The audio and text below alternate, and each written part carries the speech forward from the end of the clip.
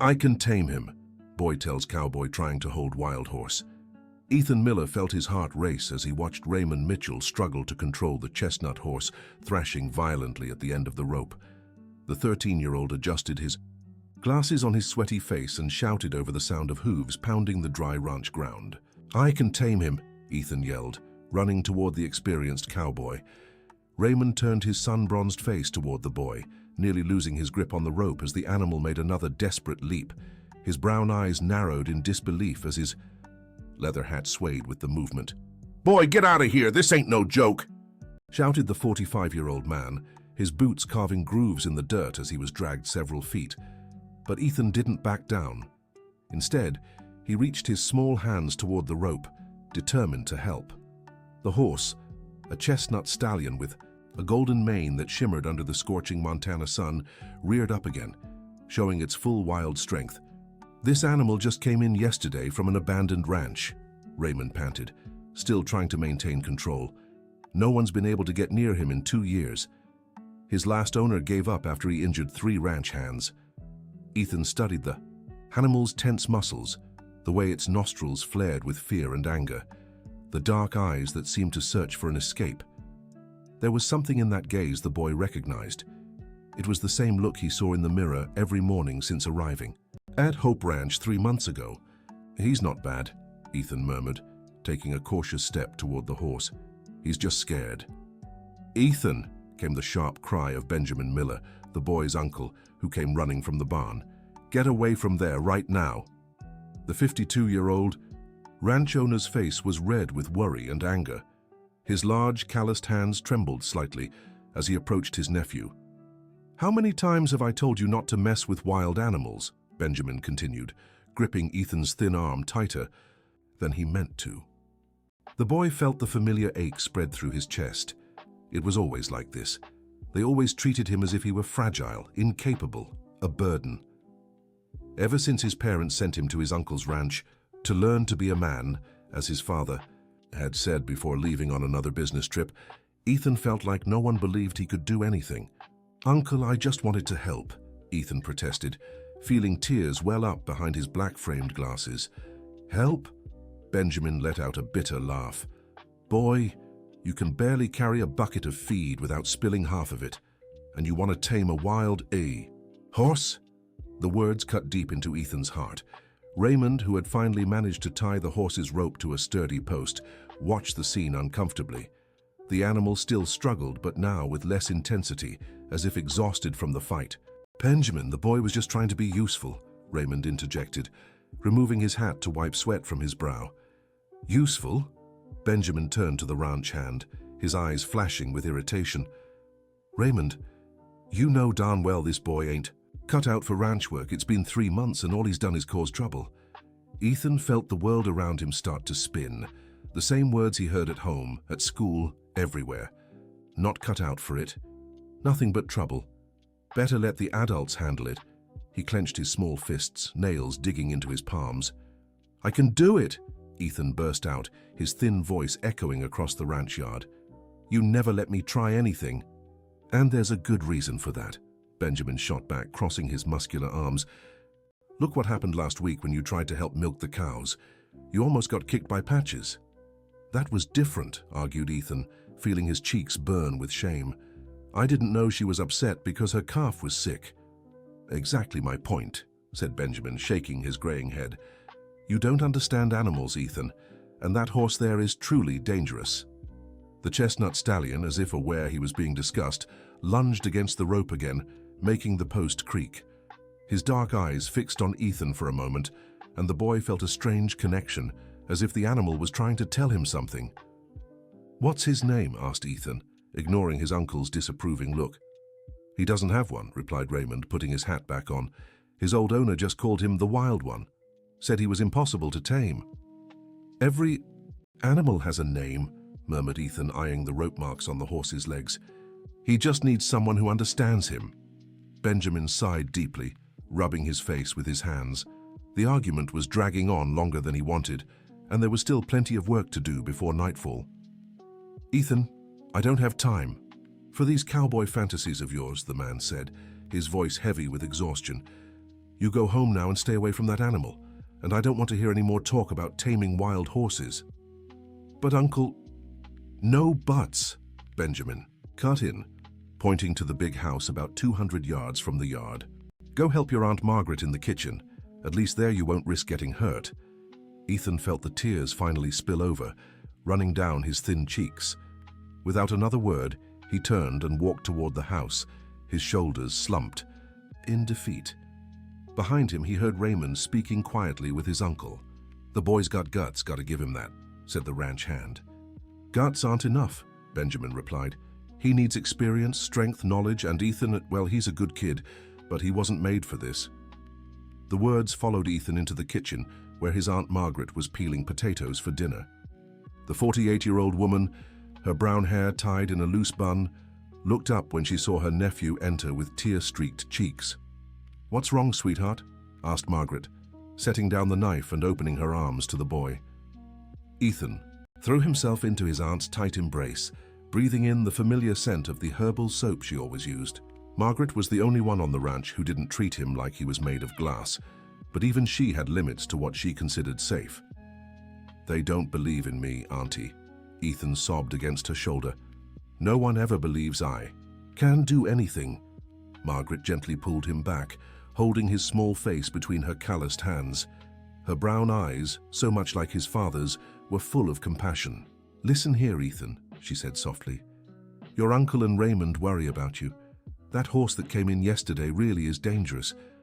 I've heard stories—" "But Auntie, I feel like I can help him," Ethan interrupted, taking off his glasses to wipe his tears. "When I looked into his eyes, it was like he was asking for help." Margaret sighed, returning to the potatoes. She knew that determined look in her nephew's eyes all too well. It was the same expression his father, Richard, had as a boy when he got into trouble. "Your father was just like that," she said, peeling a potato with quick, precise strokes. "Always wanted to prove he could do things beyond his years." "And did he?" "Sometimes," Margaret admitted, a sad smile playing on her lips. "But he also got hurt a lot in the process. That's why he sent you here, you know? He wants you to learn that we can't always have everything we want the moment we want it." Ethan sat on the wooden chair by the kitchen table, watching his aunt work. The kitchen was spacious and cozy, with yellow walls and a large window overlooking the yard, where the horse still occasionally struggled against the rope. "Auntie, can I ask you something?" Ethan said after a few moments of silence. "Of course, sweetheart. Why are Mom and Dad never home?" The question came out quieter than Ethan had intended, as if he were afraid of the answer. Margaret stopped peeling the potato, her hands freezing over the sink. It was a question she knew would come sooner or later, but that didn't make it any easier to answer. "For your parents work very hard, Ethan," she said carefully. "They want to give you the best." "But I don't want things," the boy protested. "I want them to stay with me. I want them to see that I can do important things too." Ethan's voice wavered again, and Margaret felt her heart tighten. She set aside what she was doing and sat beside her nephew, taking his small hands in hers. "Listen, my love," she said, choosing her words carefully. "Sometimes adults make choices that aren't easy to understand. Your father, he loves you very much, but he struggles to show it." "Then why did he send me here?" Ethan asked, his blue eyes glistening with hurt behind his glasses. "Because he wants you to become strong," Margaret replied, "but maybe he doesn't realize you're already strong in your own way." Ethan fell silent for a moment, processing his aunt's words. Through the window, he could see Raymond checking the ropes holding the horse while Benjamin talked with other ranch workers. "Auntie, what do you think happened to that horse to make him like this?" Ethan asked. "I don't know, sweetheart. Raymond said he came from a ranch that was abandoned. Maybe he spent too much time alone, with no one to care for him." "Like me," Ethan murmured. Margaret felt a lump in her throat. Her nephew was far too perceptive for his age, and sometimes his observations cut deeper than any adult could imagine. "You're not alone here, Ethan," she said firmly. "We take care of you." "I know," the boy replied, but his voice sounded distant. "It's just taking care isn't the same as believing." Dear listener, if you're enjoying the story, don't forget to like and especially subscribe to the channel. It helps us a lot as we're just starting out. Now back to the story. Before Margaret could respond, shouts came from the yard. Both rushed to the window and saw a commotion forming near where the horse was tied. Three men Ethan didn't recognize were talking animatedly with Benjamin, gesturing toward the animal. "Who are they?" Ethan asked. "They look like they're from the city," Margaret replied, eyeing the visitors' more formal attire. "Let's see what they want." Aunt and nephew left the house and approached the group, arriving just in time to catch part of the conversation. "We're offering a good price for the animal," said a short, bald man in a grey suit, despite the heat. "My boss has an interest in horses with personality." "And what exactly does your boss plan to do with him?" Benjamin asked suspiciously. The short man exchanged glances with his companions before answering. "Mr. Anderson runs an entertainment business in the city. Rodeos, competitions, that sort of thing." Raymond, standing nearby, shook his head. "Benjamin, that horse can't handle a rodeo. He's traumatized. He'd need a lot of work before—" "Oh, but we wouldn't use him for riding," interrupted another visitor, a thin man with a narrow mustache. "Mr. Anderson has other plans." Ethan felt a shiver run down his spine. There was something about the way these men spoke that unsettled him. He moved closer to hear better, pulling his aunt by the hand. "What kind of plans?" insisted Benjamin. "Well," the short man hesitated, "let's just say it's for an audience that enjoys seeing animals and wilder. Competitions where the animal's own survival instinct is the spectacle." Margaret squeezed Ethan's hand, immediately understanding what that meant. Raymond stepped forward, his face red with outrage. "You're talking about abuse," said the rancher, his voice low and dangerous. "No, no," protested the short man, raising his hands. "They're legal competitions. The animal doesn't get hurt much." "Get off my property," said Benjamin, his voice sharp as a blade. "Now." "Mr. Miller, be reasonable," insisted the third man, who had remained silent until— "Then we're offering $5,000 for an animal you clearly can't control." Ethan choked. $5,000 was a lot of money, especially for a ranch he knew was struggling financially. He'd overheard whispered conversations between his uncle and aunt about overdue bills and the need to sell some cattle. "The answer is still no," said Benjamin, but Ethan detected hesitation in his voice. "6,000, upped the short man, "and we'll take him today. You won't even have to worry about transportation." The silence that followed was deafening. Ethan looked at the horse, which had stopped struggling, and now watched the group of humans intently, as if understanding its fate was being decided. "How's he need to think?" Benjamin finally said. Of course," agreed the short man, handing over a card. "But don't take too long. My boss is impatient, and the offer might not stand." The three men walked away toward the black car parked at the ranch entrance, leaving the family in heavy silence. Ethan felt the world crumbling around him. If his uncle sold the horse to those people, he'd never get the chance to prove he could help the animal. "Uncle, you're not really going to sell him, are you?" asked Ethan, his voice trembling. Benjamin avoided his nephew's gaze, staring at the ground with a tormented expression. "Ethan, you don't understand the situation," he said. "This ranch is going through hard times. $6,000? Isn't there another way?" the boy pressed. "If there were, do you think I'd consider this?" Benjamin snapped, frustration finally boiling over. "Ethan, this isn't a fairy tale world. Sometimes we have to make tough choices." The words hit Ethan like a punch to the gut. He looked at the horse, now standing quietly, watching them with those dark, intelligent eyes. It was as if the animal knew its fate was sealed. "How long do you have to decide?" Margaret asked softly. "They're coming back tomorrow morning," Benjamin replied, tucking the card into his shirt pocket. "If I don't give an answer, they'll look elsewhere." Ethan felt tears burning his eyes again. Without a word, he ran toward the house, up the wooden stairs to his second-floor bedroom. He threw himself onto the narrow bed and buried his face in the pillow, letting frustration and pain take over. Outside, he heard the adults talking in hushed tones, likely discussing the city men's offer. Ethan knew $6,000 would solve many of the ranch's problems. He also knew he had no right to ask his uncle to turn down the money over what might just be a child's fantasy. But something deeper was at stake. Ethan felt that this horse represented his last chance to prove he could be useful, that he could make a difference in someone's life. If he lost this opportunity, he might never have the courage to try anything again. The boy lay there until the sun began to set, painting the room in golden hues through the small window. When he finally went downstairs for dinner, he found his uncle and aunt whispering quietly in the kitchen, their expressions serious and worried. "Ethan," said Margaret when she saw him appear, "come eat something." The boy sat at the table, but barely touched his food. His eyes kept drifting to the window, where he could see the silhouette of the horse in the yard, now illuminated only by the faint light coming from the barn. "Uncle," Ethan finally said, "can I ask you something?" Benjamin looked up from his plate, seeming older and more tired than usual. "Of course, son, if I could tame the horse. Would you reconsider selling him?"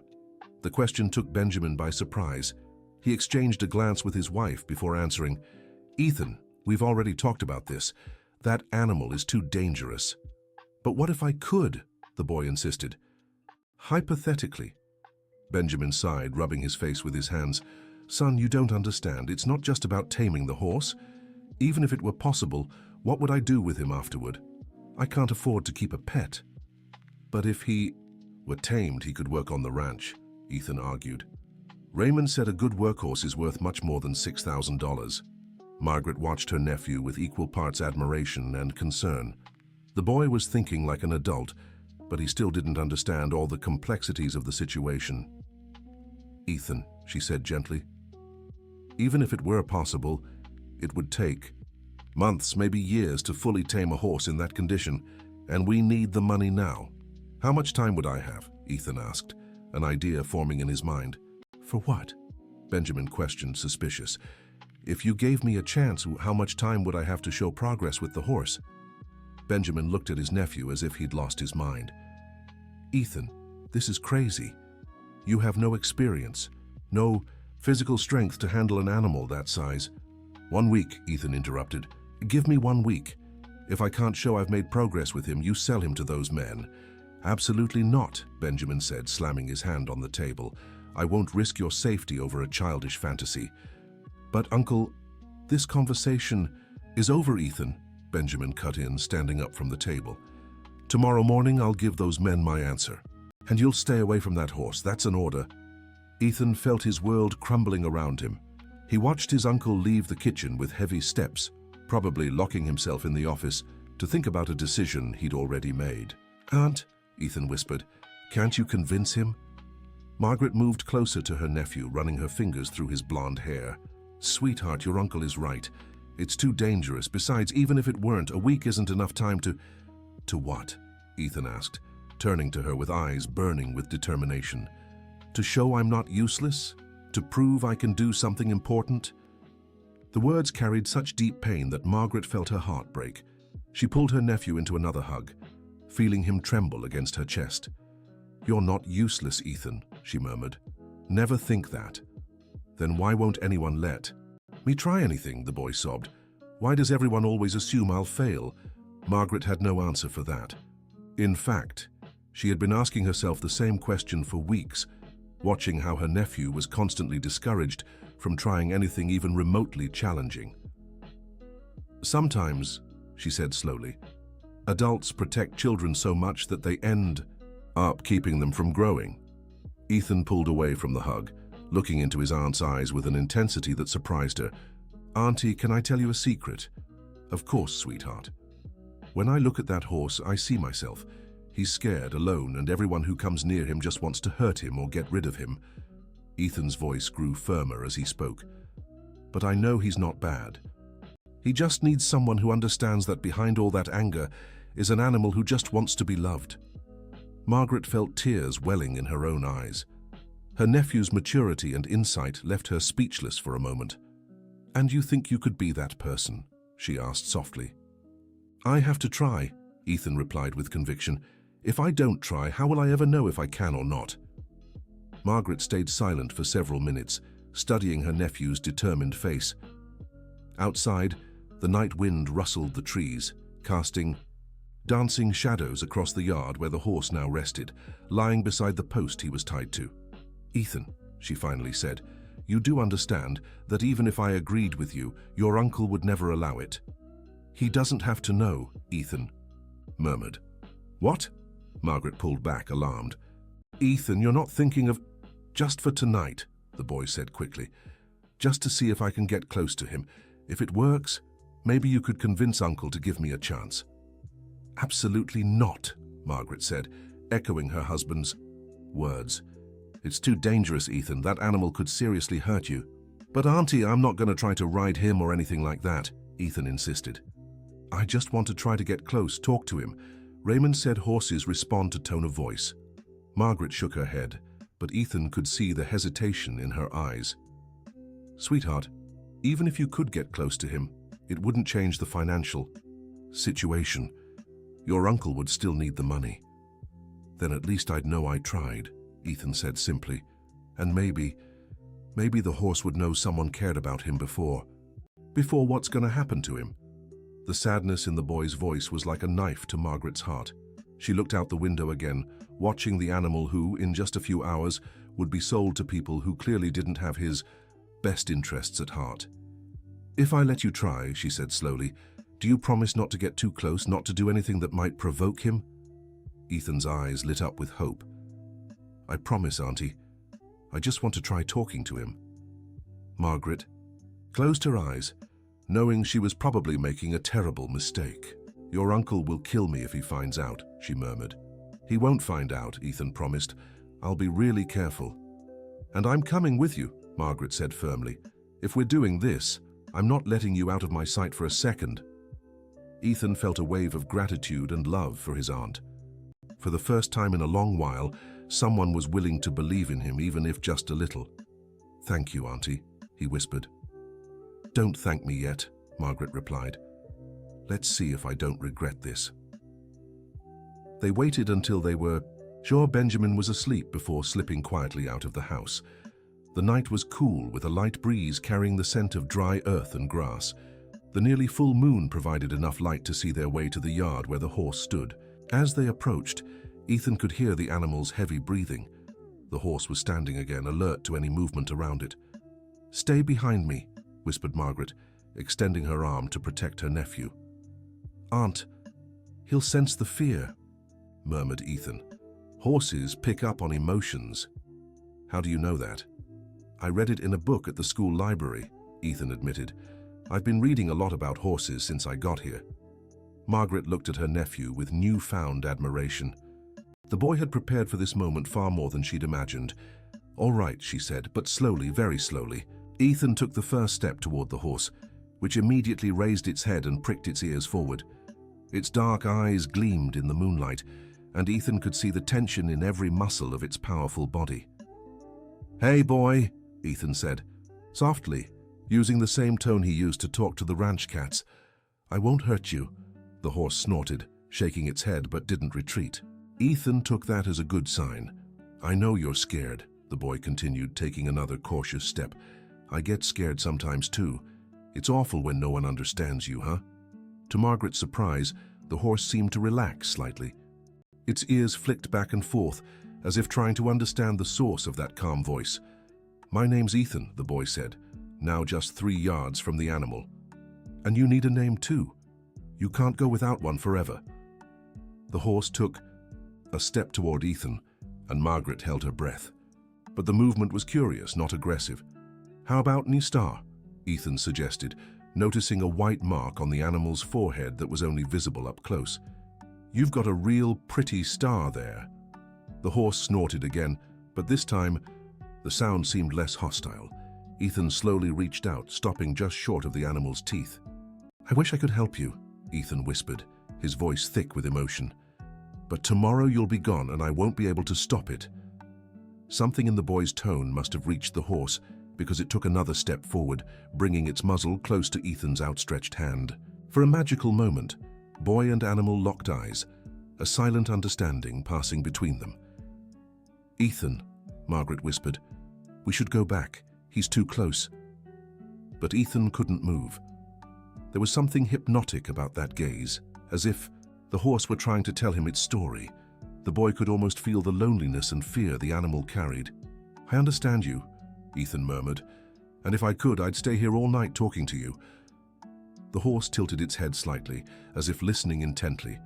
Then, to Margaret's utter astonishment, it stepped even closer and gently nuzzled Ethan's hand. The touch was brief but intense. Ethan felt the rough texture of the horse's coat, the warmth radiating from its body, the strength in that delicate contact. It was as if all his dreams had come true in that moment. "Incredible," Margaret whispered, tears streaming down her face. But the magical moment was shattered by a bright light suddenly flooding over them. Benjamin stood on the porch holding a powerful flashlight, his expression shifting rapidly from confusion to fury. "What the hell are you doing?" he bellowed, storming down the porch steps toward the yard. The shout startled the horse, which quickly backed away from Ethan and began tugging at the rope again. The animal reared, neighing loudly, its earlier agitation returning in full force. "Benjamin, calm down," Margaret tried, stepping between her husband and nephew. "Calm down," Benjamin exploded, his voice echoing across the yard. "Are you out of your minds? That animal could have killed the boy." "But Uncle, he was being gentle," protested Ethan, still in shock at the horse's sudden return to its wild state. "Gentle?" Benjamin pointed at the animal, now thrashing violently. "You call that gentle?" Ethan looked at the horse and felt his heart break. All the progress he'd made in the last few minutes had vanished. The animal was more agitated than ever, its eyes filled with nothing but fear and desperation. He was calm before you shouted, said Ethan, frustration coloring his voice. "Don't blame me for your recklessness," snapped Benjamin. "Margaret, how could you allow this?" "Benjamin, please let me explain," his wife tried. "No explanation can justify this." Benjamin cut her off. "You've both lost your minds." The horse kept struggling, and the noise began waking other animals on the ranch. Dogs started barking and some chickens clucked nervously in their coops. "Now you've woken the whole ranch," Benjamin grumbled. "Raymond," he shouted toward the small house where the ranch hand lived. Within minutes, Raymond came running, wearing only jeans and a t-shirt. His hair was messy, and his eyes were still, heavy with sleep. "What happened?" he asked, taking in the scene. Ethan with tears in his eyes, Margaret looking guilty, Benjamin furious, and the horse completely out of control. "My wife and nephew decided to pay a little nighttime visit to our wild guest," Benjamin said sarcastically. Raymond looked at Ethan with a mix of admiration and concern. "Kid, you got close to him?" He let me touch him," Ethan whispered. "What?" Raymond turned to the agitated horse, then back to Ethan. "Seriously? It doesn't matter what happened," Benjamin interrupted. "What matters is that this was extremely dangerous and irresponsible." "Benjamin," Raymond said carefully, "if the boy managed to get near the horse—" "No," Benjamin cut him off. "I won't hear another word about this. First thing tomorrow, I'm accepting those men's offer, and this animal is leaving my property. And you, Ethan, are grounded for the next 3 days." "But, Uncle—" "No buts," Benjamin roared.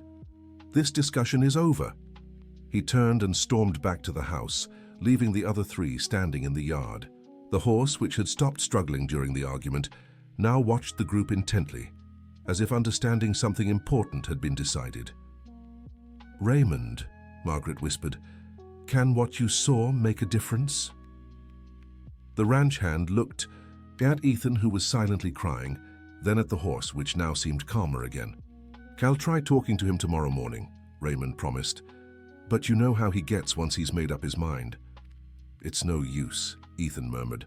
"No one ever believes me anyway." "Hey," Raymond said, crouching to the boy's level. "I believe you. What you did tonight, few adults would have had the courage for that."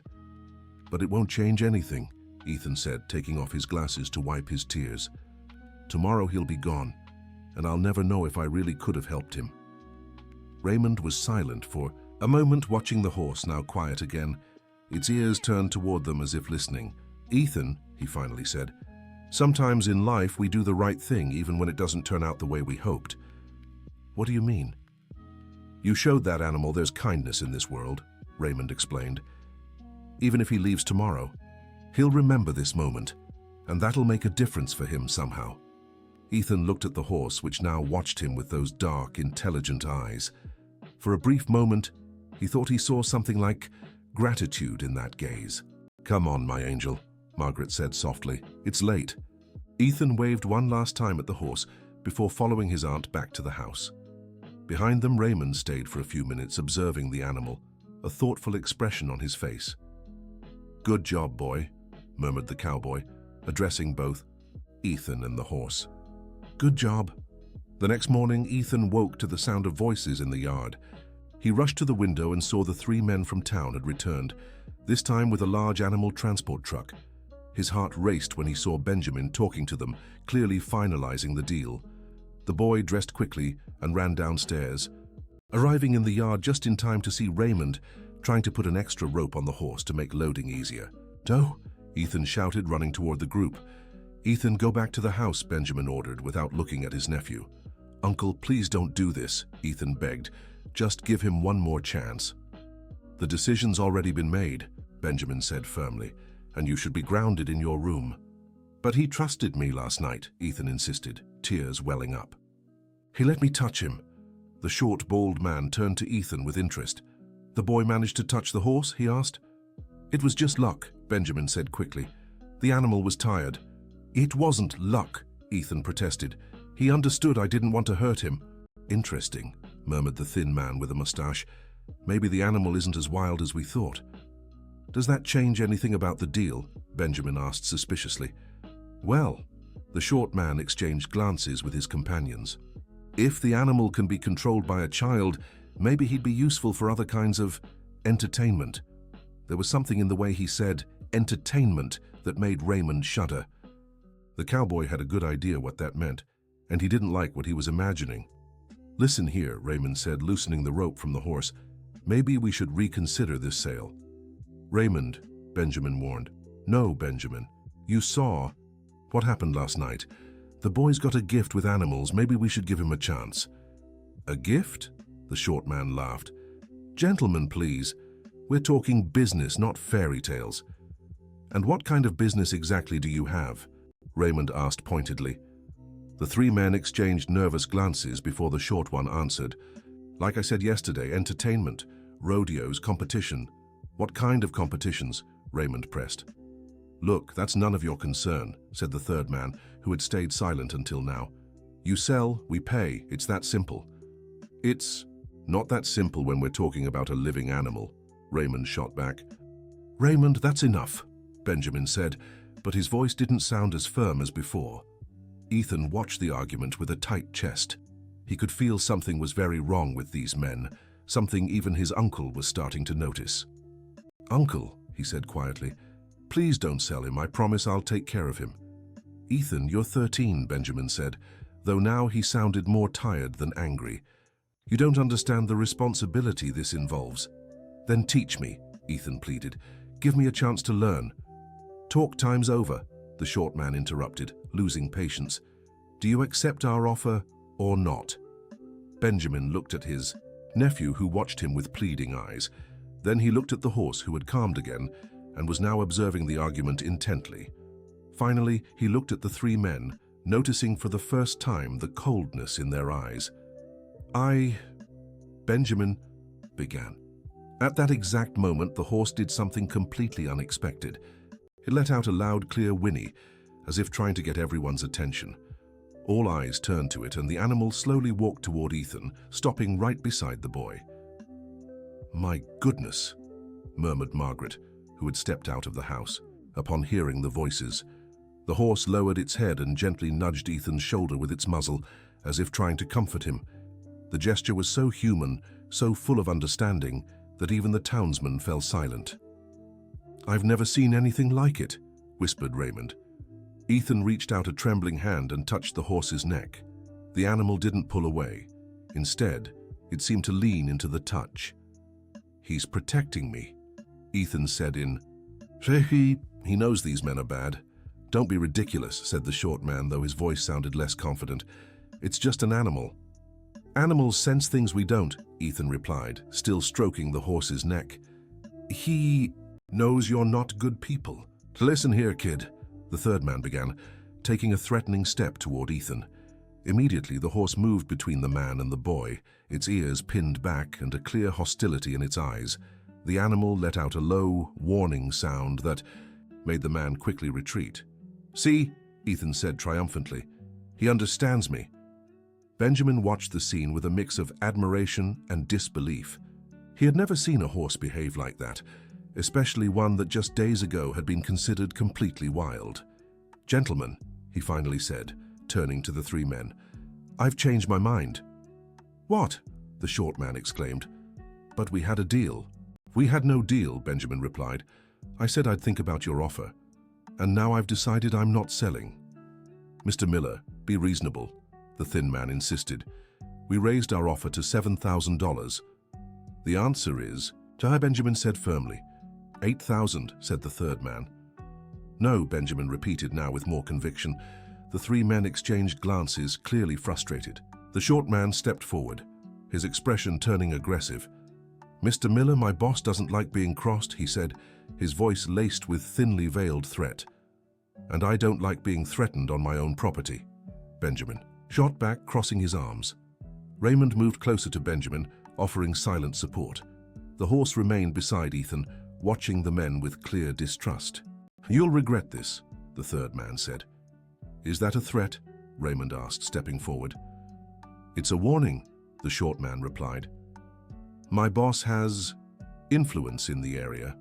He can make things difficult for ranchers who don't cooperate." "Get off my property," Benjamin said, his voice low and dangerous. "Now!" The three men hesitated for a moment, clearly weighing their options.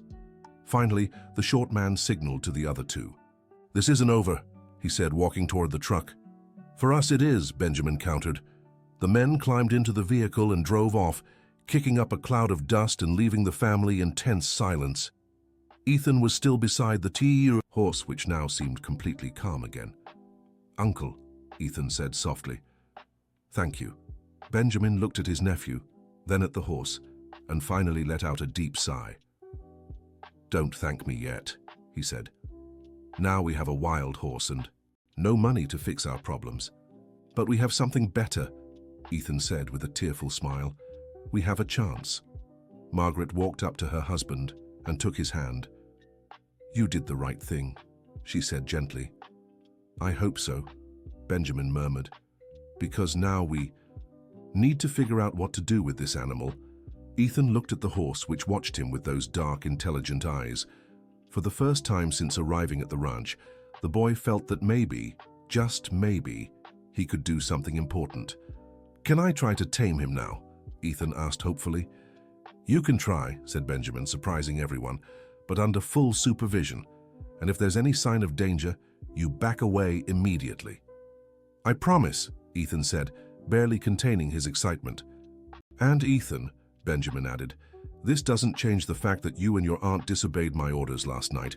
We'll talk about that later." Ethan nodded, still smiling. At that moment, no scolding could dampen his happiness. He had a chance. Finally, someone was willing to let him try. The horse snorted softly and nudged Ethan's head with its muzzle again, as if sealing an agreement between them. The boy laughed for the first time in weeks, stroking the animal's neck. "Star," he said softly, "let's show everyone what we can do." Dear listener, if you're enjoying the story, don't forget to like and especially subscribe to the channel. It helps us a lot as we're just starting out. Now continuing. But Ethan's joy was short-lived. The next day, when he arrived at the yard to begin working with Star, he found Raymond with a worried expression. "What's wrong?" Ethan asked, his stomach tightening. "We had a visitor last night," Raymond said, pointing to the cut fence. "Someone tried to let the horse loose." Ethan ran to where Star was, checking if the animal was okay. The horse seemed to recognize him immediately, moving closer to the fence and stretching its neck so Ethan could touch it. "Is he all right?" the boy asked anxiously. "Physically, yes," Raymond replied, "but he was very agitated when I got here. Took an hour to calm him down." "Was it those men?" Ethan didn't need an answer. He knew in his heart that yesterday's visitors had returned. "Probably," Raymond confirmed, "but we can't prove it." Benjamin arrived at the yard just then, carrying tools to fix the fence. His expression was even grimmer than Raymond's. "I found tire tracks on the back road," he said. "Someone stopped there and came here on foot. Will they try again?" Ethan asked, unconsciously moving closer to Star. "I don't know," Benjamin admitted. "But starting tonight, someone will stand guard. I can help," Ethan offered immediately. "You won't leave the house after dark," Benjamin said firmly. "At least not until we figure out what these people really want." Ethan felt familiar frustration settle in his chest. Once again, he was being left out when he could be useful. "But Uncle, Star listens to me. If he gets nervous, I can calm him faster than anyone." "The answer is no, Ethan," Benjamin cut in. "And I won't argue about it." The boy sighed, turning his attention back to the horse. Star seemed to sense his frustration because he lowered his head and gently nudged Ethan's shoulder with his muzzle. "At least can I keep working with him during the day?" Ethan asked. Benjamin looked at his nephew, then at the horse, who had clearly bonded with the boy. "You can," he finally said, "but Raymond stays with you the whole time." "Deal." Ethan agreed quickly, before his uncle could change his mind. In the weeks that followed, Ethan spent every morning working with Star. He started simply by standing near the fence, talking to the animal in a low voice. Gradually, he began entering the pen, always with Raymond nearby.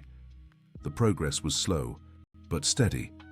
Star allowed Ethan to brush her coat, clean her hooves, and even place a light rope around her neck. Every small victory was celebrated by the boy as if it were a major achievement. "You really have a gift with her," Raymond admitted one afternoon, watching Ethan teach Star to come when called. "I've never seen anything like it." Ethan smiled, feeling a wave of pride and satisfaction. It was the first time in his life someone had recognized a talent of his. "She just needed patience," Ethan said, stroking the horse's neck, "and someone who wouldn't give up on her." "Like you?" Raymond asked. "Like me," Ethan confirmed simply. But not everything was going well.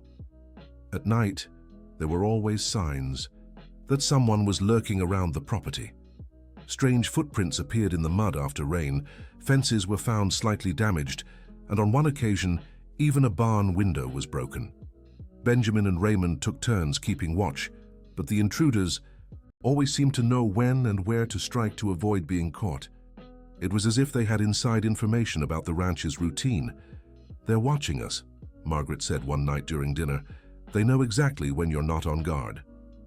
"I think so too," Benjamin agreed, rubbing his tired eyes. "But I can't stay awake every night. The ranch has other work that needs to be done during the day. What if we hired someone else to help with security?" Raymond suggested. "With what money?" Benjamin asked bitterly. "Remember we turned down $6,000 to keep that horse?" The remark created an uncomfortable silence at the table. Ethan felt guilt settle in his stomach. He knew his decision. To save Star was costing the family dearly. "Uncle," he said quietly, "if things get too hard—" "No," Benjamin cut in.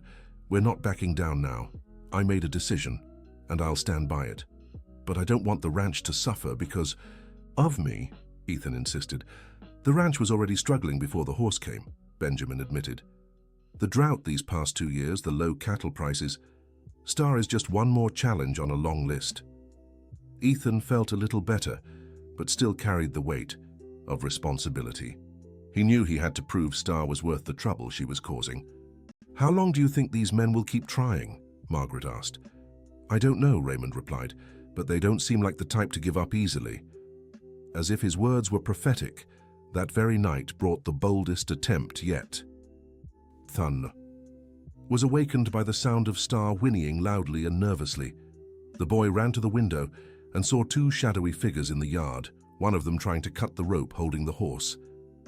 "Uncle," Ethan shouted, running to his uncle's room. "They're trying to take Star." Benjamin jumped out of bed, grabbed a powerful flashlight, and ran outside. Raymond also came running from his house carrying a long stick. "Stop right there," Benjamin yelled, shining the light on the intruders. The 2 figures turned quickly and ran toward the back fence. Raymond tried to intercept them, but they knew the land well and escaped into the darkness. "They cut halfway through the rope," Raymond reported, examining the damage.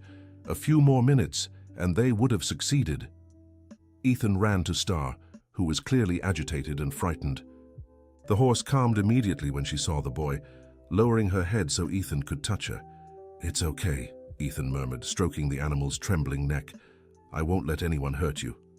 "This can't go on," Benjamin said, watching his nephew comfort the horse. "They'll succeed eventually." "So what do we do?" asked Raymond. Benjamin stayed silent for a moment, watching Ethan and Star. The bond between the boy and the animal was undeniable, but it was putting the whole family at risk. "Maybe it's time to look for another buyer," he finally said. "Someone who will treat the animal well, but has the means to handle this kind of problem." "No!" exclaimed Ethan, turning to his uncle with tears in his eyes. "Please, Uncle, don't give up now." "Ethan, I'm not giving up," Benjamin said patiently.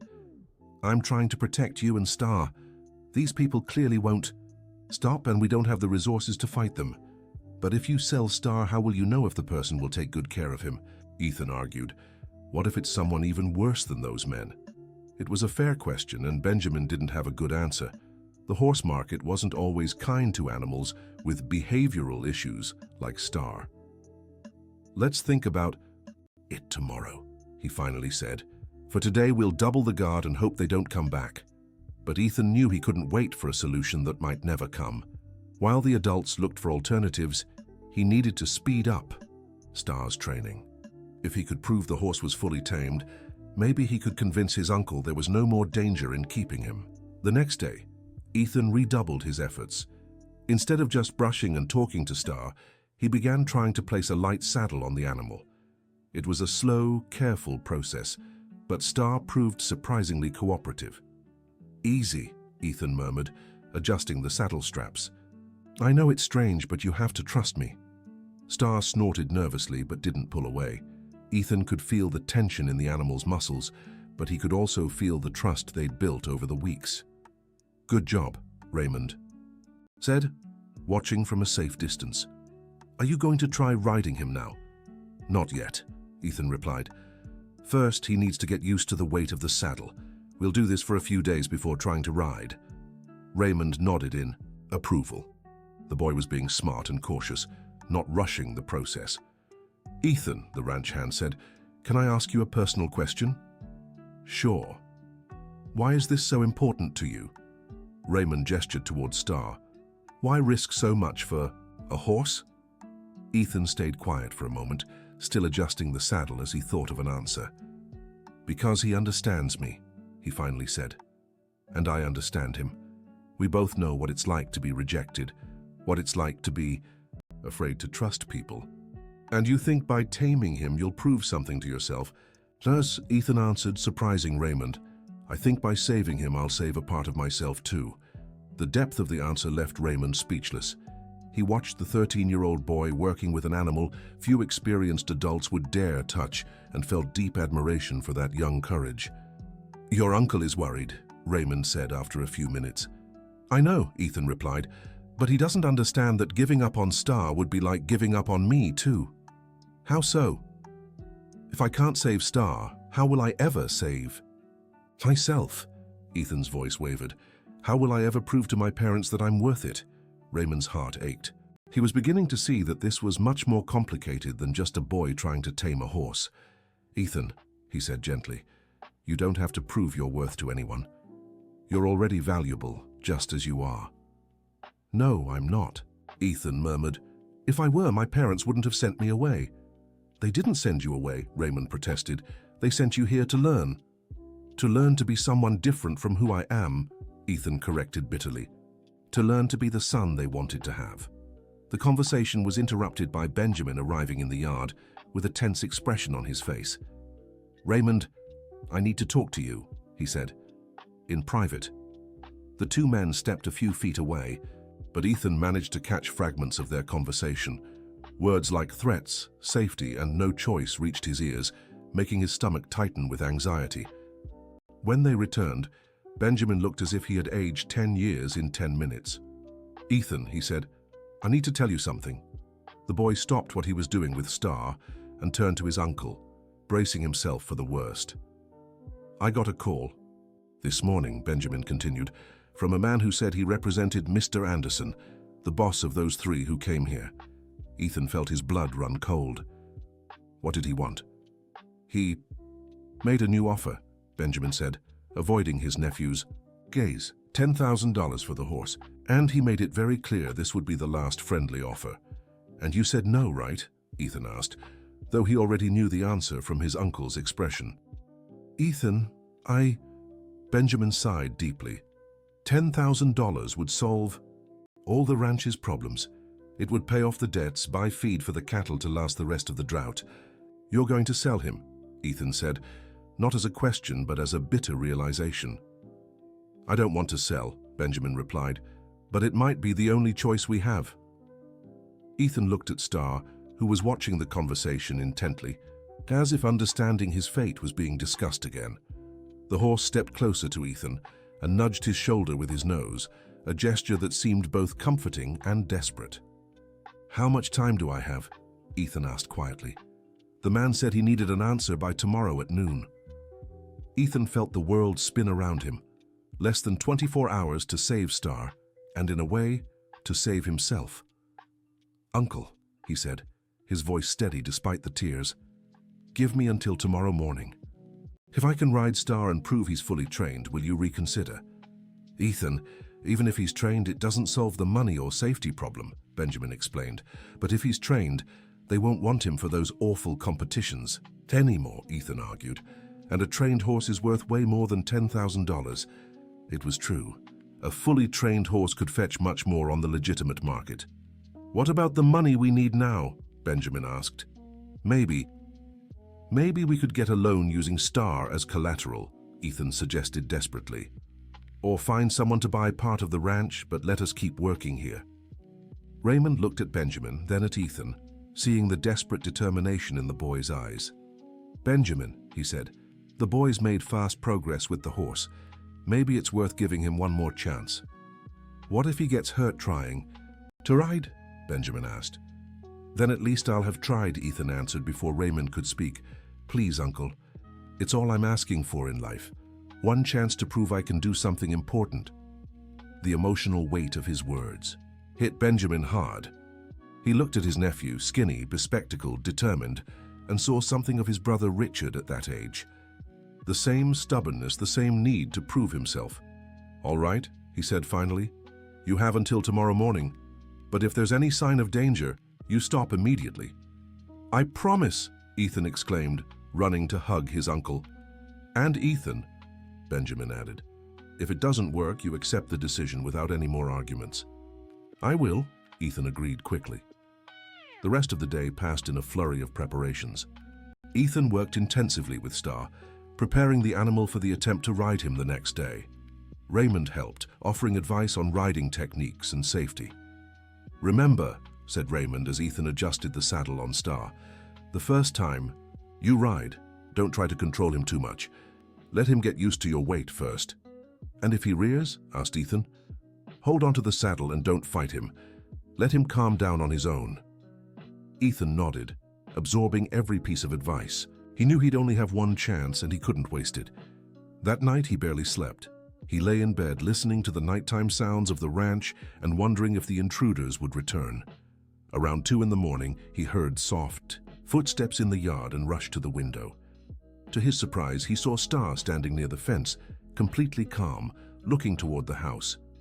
It was as if the horse was standing guard, protecting the family that had become his family too.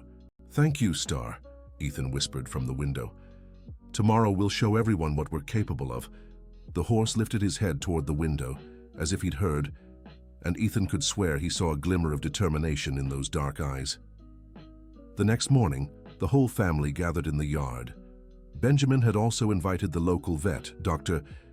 Smith, to be present as a medical precaution. The tension in the air was palpable. Are you sure about this, sweetheart? Asked Margaret, holding her nephew's hands. I am, Ethan replied, though his voice trembled slightly. Star was calmer than ever, as if he understood the importance of the moment. Ethan approached slowly, speaking softly to the animal while adjusting the saddle one last time. It's now or never, buddy, he murmured. Let's show them that we're stronger than we seem. Ethan placed his foot in the stirrup, moving slowly and carefully. Star stood completely still, watching the boy intently. Good, Ethan said, taking a deep breath. Here we go. With a fluid motion, Ethan pushed himself up and mounted Star fully. For a moment that felt like an eternity, horse and rider stood perfectly still. Then, slowly, Star began to walk. The silence in the yard was broken by Margaret's emotional applause. Benjamin watched with a mix of pride and disbelief, while Raymond grinned from ear to ear. Incredible, murmured Dr. Smith. I've never seen anything like it. Ethan guided Star in a slow circle around the yard, then another in the opposite direction. The horse responded to every subtle command, as if they'd practiced together for years. How do you feel? Shouted Raymond. Like I'm flying, Ethan replied, his face glowing with happiness. But the magical moment was interrupted by the sound of approaching cars. 3 black vehicles stopped at the ranch entrance, and from each stepped 2 men in suits. They've come for their answer, said Benjamin, his voice tense. Ethan felt Star tense beneath him. The horse had recognized the danger and was preparing to protect his rider. Easy, Star, Ethan murmured. We'll face this together. The 6 men approached the group, led by the short, bald man they already knew. His face showed no emotion when he saw Ethan mounted on Star. Mr. Miller, he said, we've come for our answer. The answer is no, Benjamin said firmly. The horse is not for sale. But he is, another man replied. Our boss doesn't take no for an answer. Then your boss will have to learn, said Raymond, stepping forward. You don't understand, said the third man, slightly opening his jacket to reveal something that made everyone swallow hard. My boss always gets what he wants. Ethan felt Star stir beneath him. The horse could sense the rising tension and was preparing to flee or fight. Stay calm, said Dr. Smith, as we don't need violence here. There won't be any violence if you're reasonable, said the short man. We just want the horse. And I've already said he's not for sale, repeated Benjamin. Dad! A woman's voice echoed from across the yard. Everyone turned to see a young woman running toward the group. She was about 25, with brown hair and expensive clothes, but her face wore a desperate expression. Margaret, said the short man, clearly surprised. What are you doing here? I heard you were trying to force a horse sale, she said, breathless. I came to stop it. You don't understand the business, said another of the men. Go back, home. I understand perfectly, retorted Margaret, and I know my father wouldn't approve of violent methods. Ethan watched the exchange with growing confusion. Who was this woman, and how did she know these men? Margaret, your father gave clear orders, said the short man. He wants that horse. Then he can buy it like any normal person, said Margaret. Not with threats and intimidation. Miss, interrupted Benjamin, with all due respect, who are you? I'm Margaret Anderson, she replied, turning to Benjamin. Daughter of the man trying to buy your horse. The silence that followed was deafening. Ethan could feel Star relax slightly beneath him, as if the horse sensed the shift in the situation. Your daughter has no authority to... I have every authority, Margaret cut in. My father gave me power of attorney to handle this, and I'm handling it now. She turned to Benjamin and his family. Mr. Miller, I'd like to apologize for these men's behavior. They overstepped. What exactly does your father want with our horse? Asked Benjamin. Margaret hesitated, glancing at the suited men watching her with hostility. Honestly, he collects exotic animals. When he heard about an untamable horse, he wanted to add it to his private collection. But he's not untamable, said Ethan for the first time, his voice clear despite his nerves. As you can see, Margaret looked at the boy astride the magnificent horse, her eyes filling with admiration. You tamed him? She asked. We understand each other, corrected Ethan. He didn't need taming, just understanding. Amazing, murmured Margaret. May I come closer? Ethan glanced at Benjamin, who nodded. Margaret approached slowly, and Star watched her curiously, but without fear. He's beautiful, she said, carefully extending her hand. Star sniffed her fingers and allowed her to touch his neck. Ma'am, said the short man, we need to return. With the horse or nothing, Margaret interrupted. You'll go back and tell my father the situation has changed. The horse is no longer for sale. But he'll be furious, protested another man. Then he'll be furious with me, not you, Margaret said firmly. Now leave. The 6 men exchanged uncertain glances, clearly unsure how to proceed. Finally, the short man sighed and signaled to the others. "Let's go," he said, "but this isn't over." "For you, it is," Margaret replied. "And if my father wants to discuss it, he knows where to find me." The men trudged back to their cars, visibly frustrated.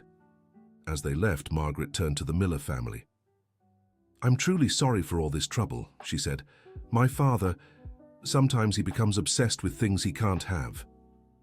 "And now?" asked Benjamin. "Will he just give up?" Margaret hesitated.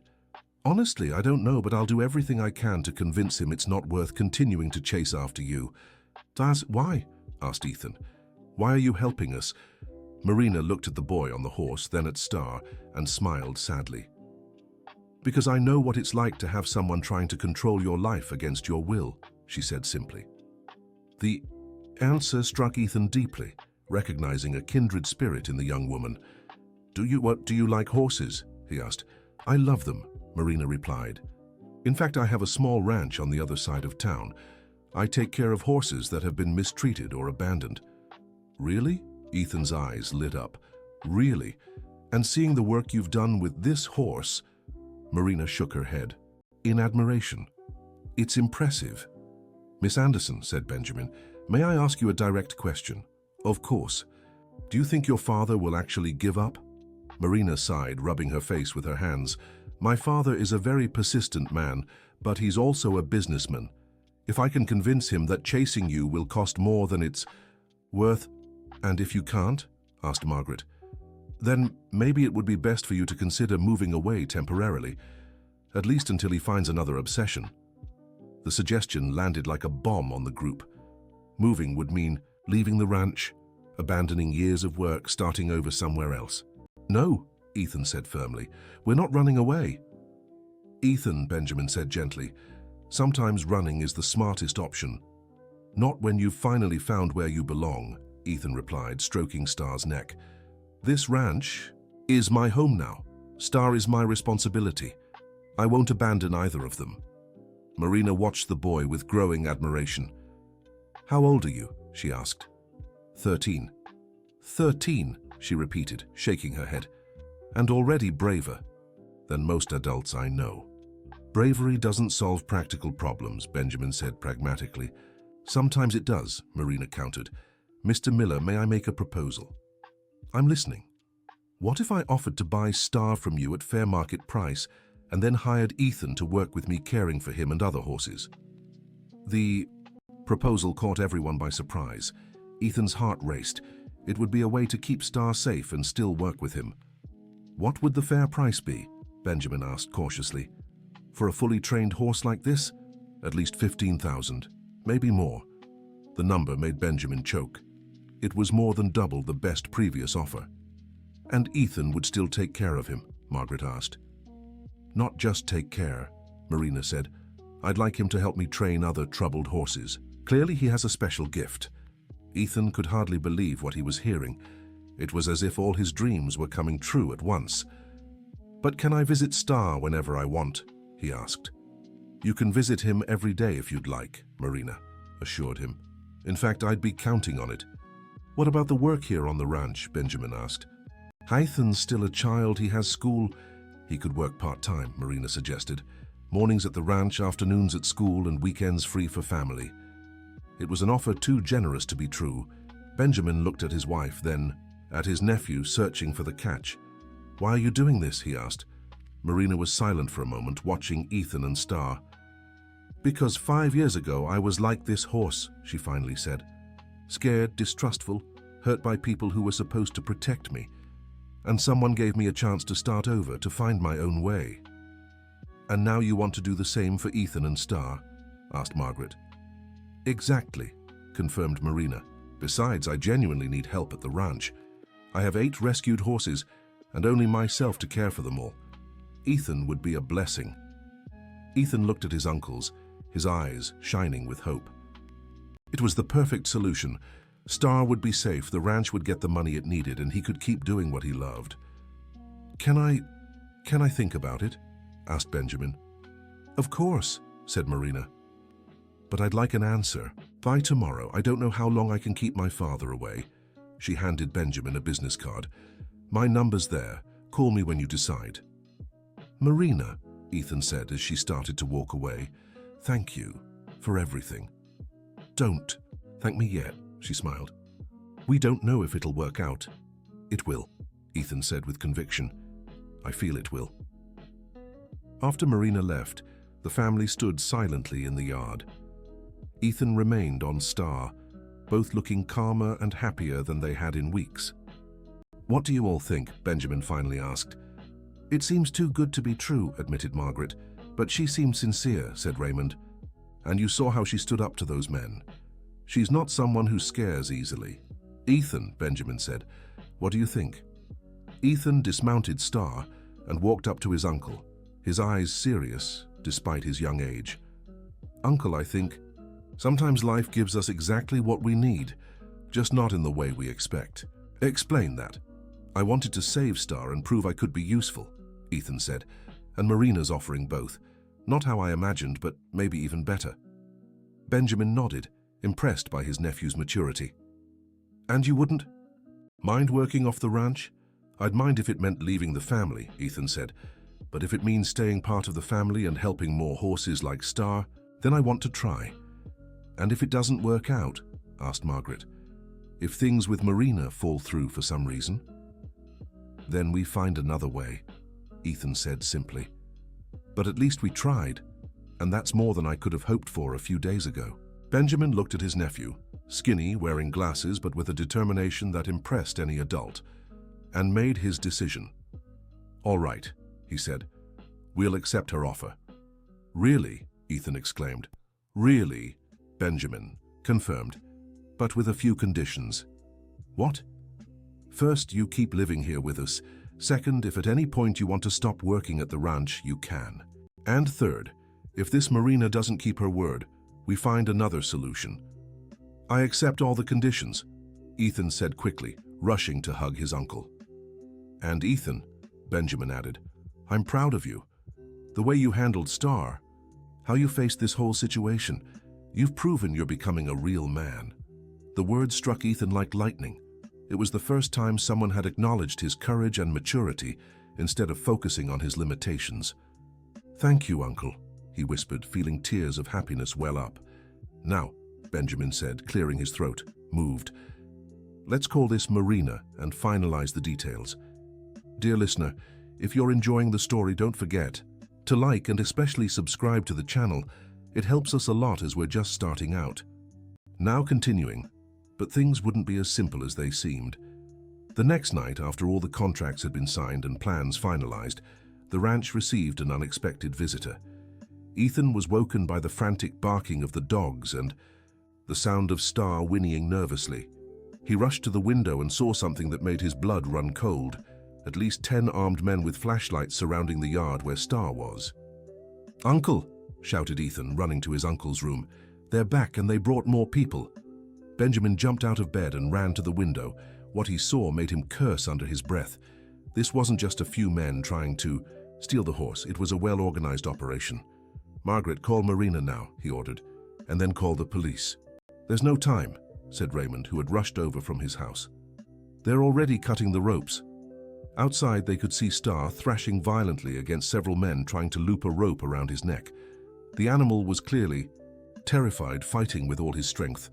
I have to go out there, said Ethan, heading for the door. No, shouted Benjamin, grabbing his nephew's arm. It's too dangerous. But Star needs me, Ethan protested. They're scaring him.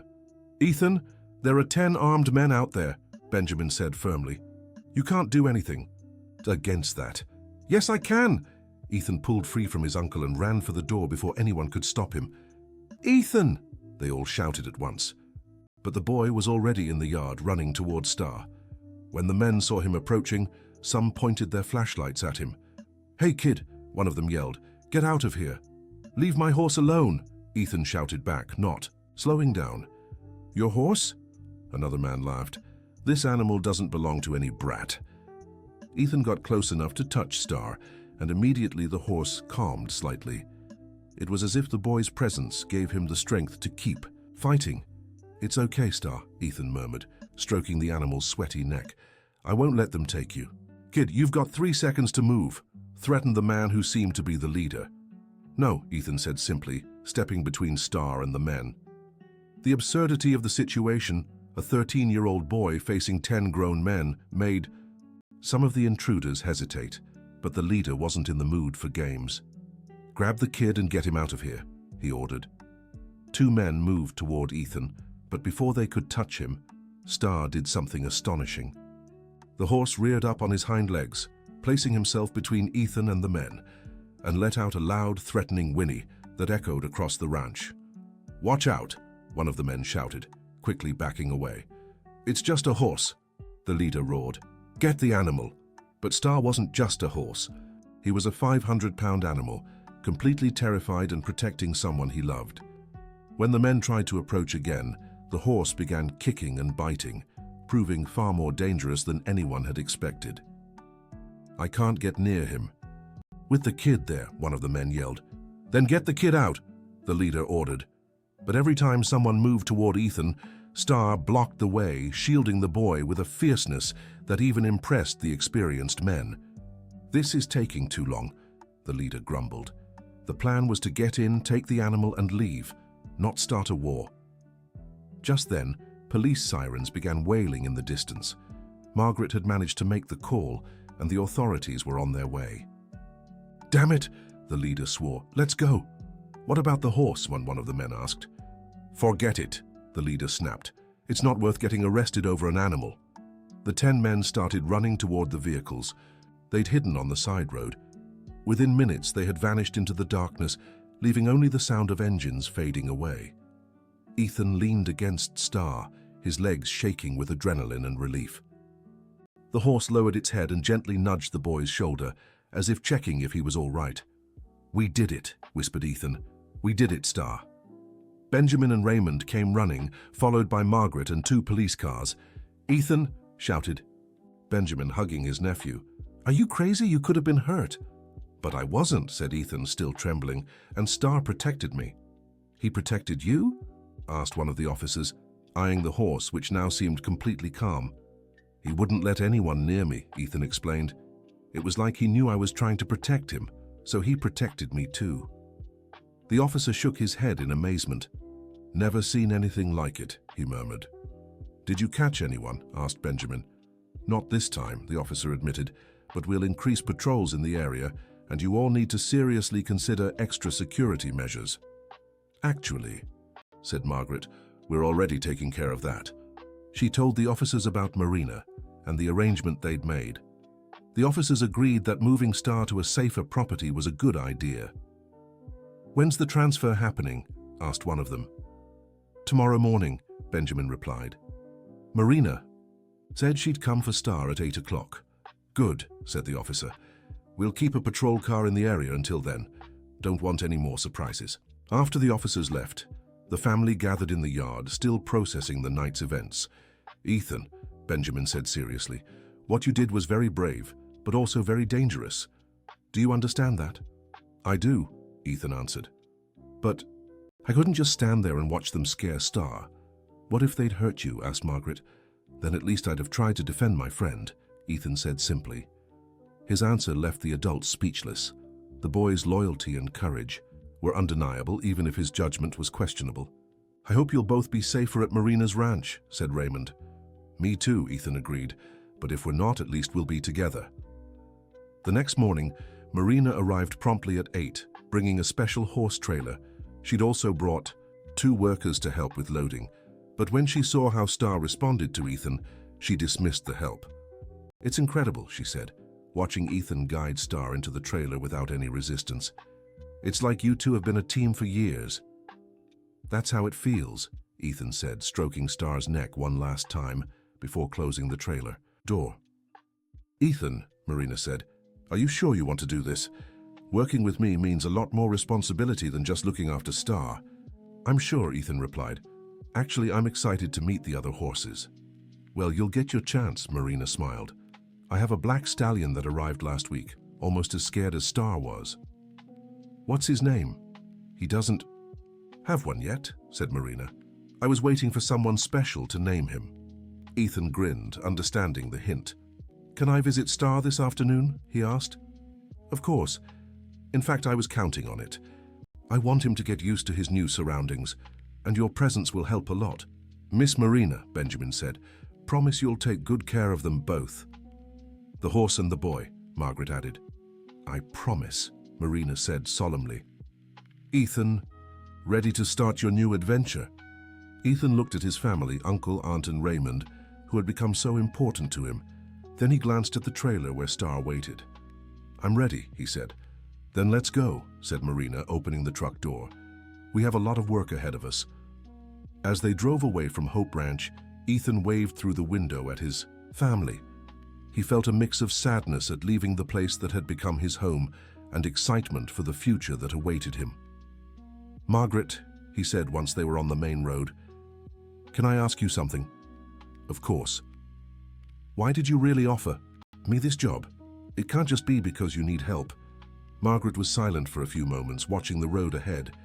"When I was your age," she finally said, "my father sent me to boarding school because he thought I was too difficult to raise. I spent 5 years away from home, feeling completely rejected and useless. And what changed? I met a teacher who saw something in me no one else did. She taught me how to care for horses, and for the first time in my life I felt useful, important." "Is that why you work with troubled horses now?" "Exactly," Margaret smiled. "And when I saw you with Star, I saw the same thing my teacher saw in me all those years ago." "What?" "Someone who understands that sometimes the troubled ones just need someone to believe in them." The conversation was interrupted as they arrived at Valley Ranch, Margaret's property. Ethan looked out the window and saw a vast green area with several paddocks, a well-kept barn, and a 2-story white house surrounded by trees. "It's beautiful," Ethan said in admiration. "Thank you," Margaret replied. "Do you want to get Star settled first or meet the other horses?" "Star first," Ethan answered without hesitation. "I want to make sure he's comfortable." Margaret smiled. Ethan's concern for Star's well-being confirmed she'd made the right decision. Unloading and settling Star into his new paddock went surprisingly smoothly. The horse seemed to sense he was in a safe place, and the presence of other horses nearby put him at ease. "He's adjusting well," Margaret observed, watching Star explore his new space. "He knows he's safe here," Ethan said. "He can tell you take good care of the animals." "How can you be so sure?" "Because I feel the same way," Ethan said simply. The answer touched Margaret deeply. She watched the boy interact with Star and knew she'd made the right choice. "Come on," she said. "I want to show you the rest of the ranch." The next 2 days passed quickly. Ethan split his time between visiting Star and getting to know the other horses on the ranch. Each animal had its own story of abandonment or mistreatment, and each responded differently to Margaret's care. But it was when he met the black stallion, Margaret had mentioned that Ethan truly found his next challenge. "This is Shadow," Margaret said, pointing to a magnificent but clearly traumatized horse standing in the farthest corner of his paddock. "What happened to him?" Ethan asked, noticing the scars on the animal's body. "He was used in illegal fights," Margaret explained sadly. "When the police shut the place down, he was in terrible shape. Physically, he's recovered, but emotionally, he doesn't trust anyone," Ethan finished. "Exactly. I've made some progress, but nothing like what you achieved with Star." Ethan watched Shadow for several minutes. The horse stared back, his eyes filled with fear and distrust. "Can I try to approach him?" Ethan asked. "You can, but be very careful. He's tried to attack 2 people who got too close." Ethan slowly opened the paddock gate and stepped inside, moving with the same caution he'd used with Star months before. Shadow immediately backed away further, pressing himself against the far fence. "Hey, Shadow," Ethan said softly. "I'm not going to hurt you." The horse snorted nervously, tossing its head from side to side. "I know you're scared," Ethan continued, stopping at a safe distance. "I've been really scared too. Sometimes I still am." Something in Ethan's tone made Shadow stop tossing his head. The horse watched him intently, as if trying to understand that calm voice. "You know what the worst kind of fear is?" Ethan asked, sitting down on the paddock floor. "It's the fear of never being able to trust anyone again." Shadow took a Small step toward Ethan, still cautious but clearly intrigued. I used to have that fear, Ethan went on. I thought no one would ever really understand or accept me for who I am. The horse took another step, and Ethan could see curiosity battling fear in the animal's dark eyes. But then I met Star, and he taught me that trust isn't something you lose forever. It's something you can rebuild one day at a time. Margaret watched from the fence, hardly believing what she was seeing. In 15 minutes, Ethan had made more progress with Shadow than she had in 3 weeks. "You don't have to trust me today," Ethan said to Shadow. "Not tomorrow, not next week. But I'll be here every day, and one day when you're ready, maybe you'll let me be your friend." Shadow was now just 3 feet from Ethan, watching him closely. For a moment it seemed like he might come closer, but then something startled him, and he quickly backed away. "That's okay," Ethan said calmly. "I'll come back tomorrow." He stood up slowly and left the paddock, leaving Shadow watching from a distance. "Incredible," Margaret murmured as Ethan approached. "How do you do that?" "I don't know," Ethan admitted. "I just understand them, I guess. And they understand that I understand." "It's a very special gift," Margaret said, "and very rare." In the days that followed, Ethan settled into a routine. Mornings at the ranch, working with Shadow and helping Margaret with the other horses. Afternoons at school, which now seemed infinitely more interesting because he had something to look forward to after class. And weekends split between his uncle's farm and the ranch. Progress with Shadow was slow but steady. Each day the horse allowed Ethan to come a little closer, stay a little longer. "He's starting to trust you," Margaret observed one afternoon, watching Shadow let Ethan stand just 3 feet away. "He's learning that not all humans are bad," Ethan corrected. "It's a hard lesson after what he's been through." "How do you know so much about trauma?" Margaret asked curiously. Ethan was silent for a moment, watching Shadow. "Because I've been through it too," he finally said. "Not the same way as him, but when you spend your whole life feeling like you're not accepted for who you are, you sort of understand what it's like to live with fear." The raw honesty in the boy's voice touched Margaret deeply. She began to realize that Ethan didn't just have a gift with horses. He had found a way to turn his own pain into something that could help other wounded beings. "Ethan," she said, "can I tell you a secret?" "Sure. When I offered you this job, I thought I was doing you a favor. But now I see you're the one doing me a favor. And all these horses." Ethan smiled, feeling a familiar warmth in his chest. It was the feeling of being valued, of having his strengths recognized instead of his limitations. "Margaret," he said, "can I ask you a personal question?" "Of course. What happened between you and your father? Why don't you get along?" Margaret sighed, leaning against the paddock fence. "My father is a man who believes power solves everything, that if you want something, you simply take it no matter who gets hurt in the process.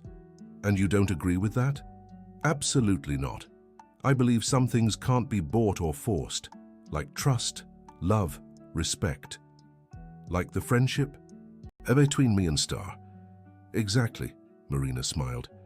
"My father would never understand that the bond between you two is worth more than any amount of money." The conversation was interrupted by Star whinnying from the neighboring paddock. Ethan ran over to him, and the horse immediately approached the fence for affection. "Missed you too," Ethan said, stroking Star's neck. "How was your day?" It was a question he asked every day, as if talking to a human friend. And in a way, that's exactly what it was. "Ethan," Marina called, "can I show you something?" "Of course." Marina led him to the barn, where there was a small room Ethan had never seen before. The walls were covered with photos of horses. "This is my gallery of successes," Marina explained. "Every picture here is of a horse I helped recover and then found a loving family for." Ethan looked at the photos in awe. There were dozens of different horses, all looking happy and healthy. "How many have you helped?" he asked. 43, Marina answered proudly. "Over 5 years." "And where are they now?" "All across the country. Some became therapy horses, others competition horses, some just beloved pets. But they all found homes where they're loved and cared for." Ethan kept studying the photos, imagining the stories behind each one. "Marina," he said, "what if Shadow never fully recovers? What if he's always afraid of people? Then he stays here with me forever, Marina replied without hesitation. Not every horse fully recovers, and that's okay. My job isn't to fix them. It's to give them a dignified, loving life, no matter their limitations. The answer resonated deeply with Ethan. It was exactly what he'd always wanted to hear about himself, that he was accepted and loved despite his perceived limitations. "That's what you did for me too, isn't it?" he asked softly. "What do you mean?" "You gave me a chance at a dignified, purposeful life, even with all my limitations." Marina crouched to Ethan's height, holding his small hands. "Ethan, you don't have limitations. You have unique gifts most people can't even understand. All you needed was someone to recognize them. But what if I fail? What if I can't help Shadow? Or if I mess something up here at the ranch?" "Then you learn from it and try again," Marina said simply. "That's how you grow, Ethan. By failing, learning, and trying again." The conversation was interrupted by the sound of cars arriving. Marina and Ethan stepped out of the barn to see 3 black cars parked at the ranch entrance.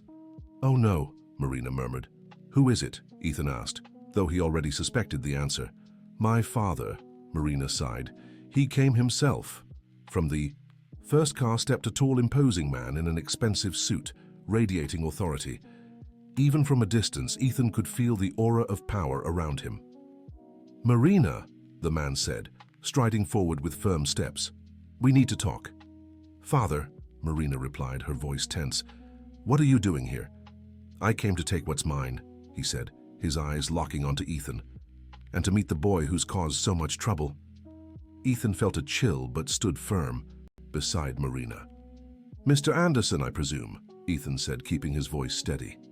"Very clever," the man said, looking Ethan up and down. "So you're the famous horse whisperer." "I don't break horses," Ethan corrected. "So I befriend them." The man laughed, but there was no humor in it. "Befriend? What a naive concept." "Dad, you have no right to be here," said Marina, stepping slightly in front of Ethan. "I have every right, daughter.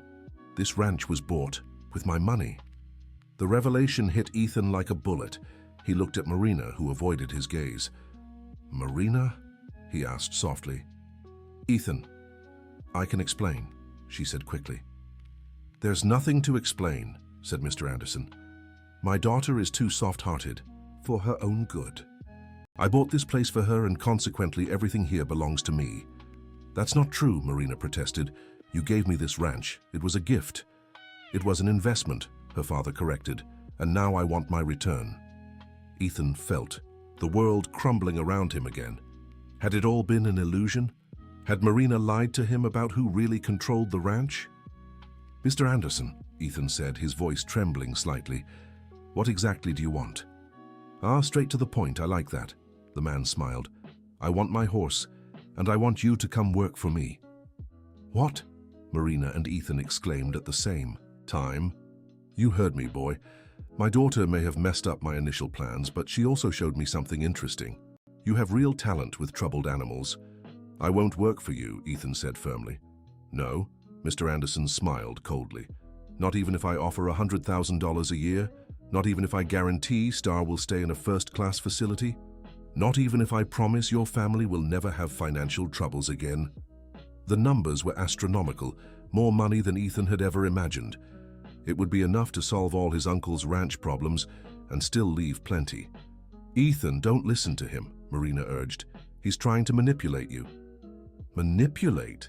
Mr. Anderson laughed.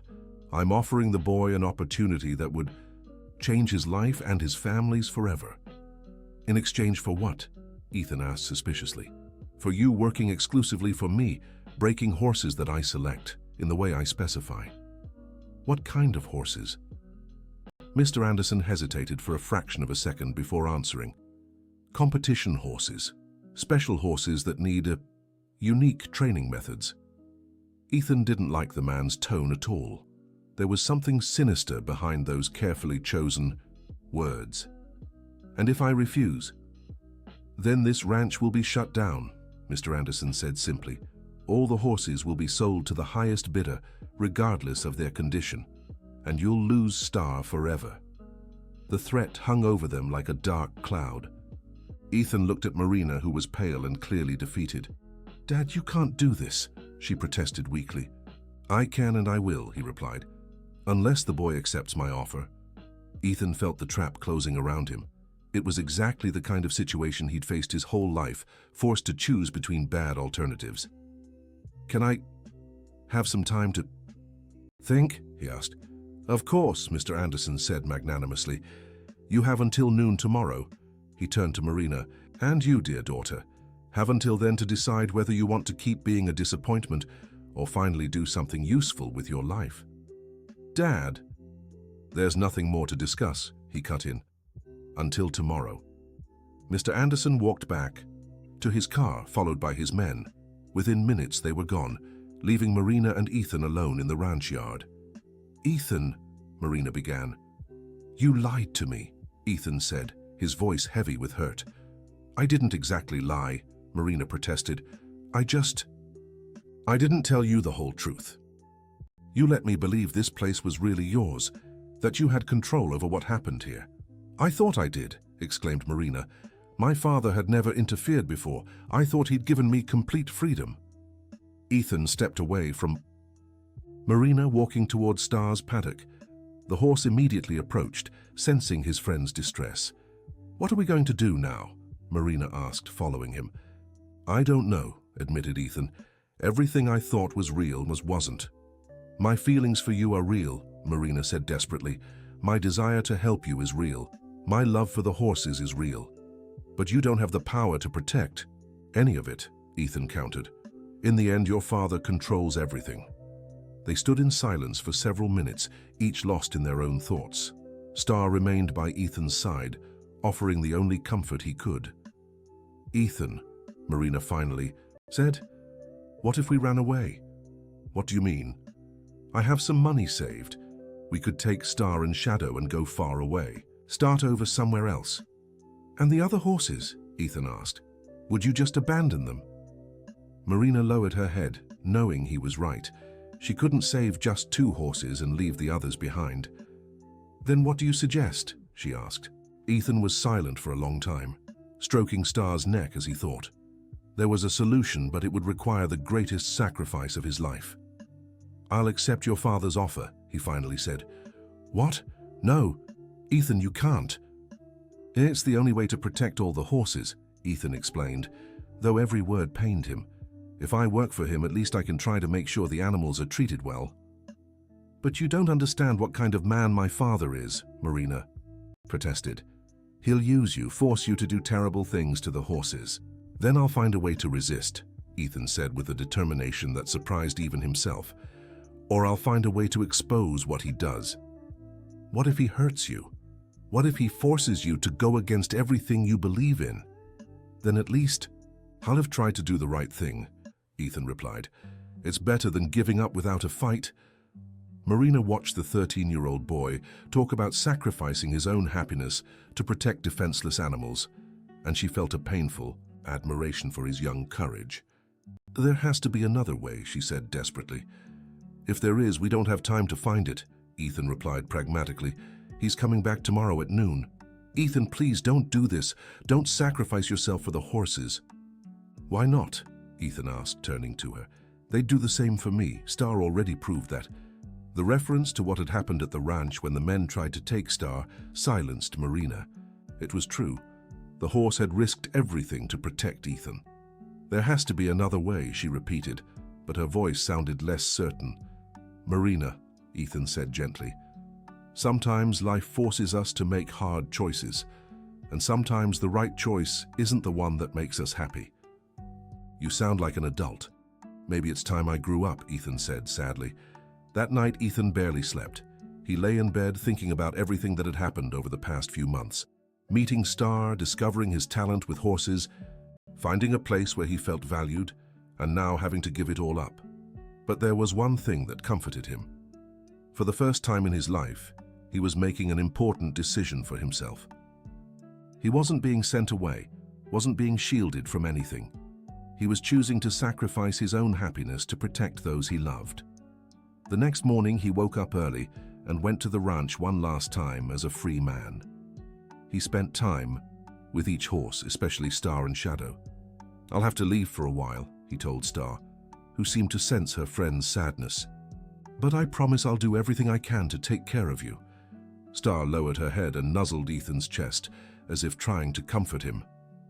"Thank you for teaching me I can be strong," Ethan whispered. "Now it's my turn to be strong for you."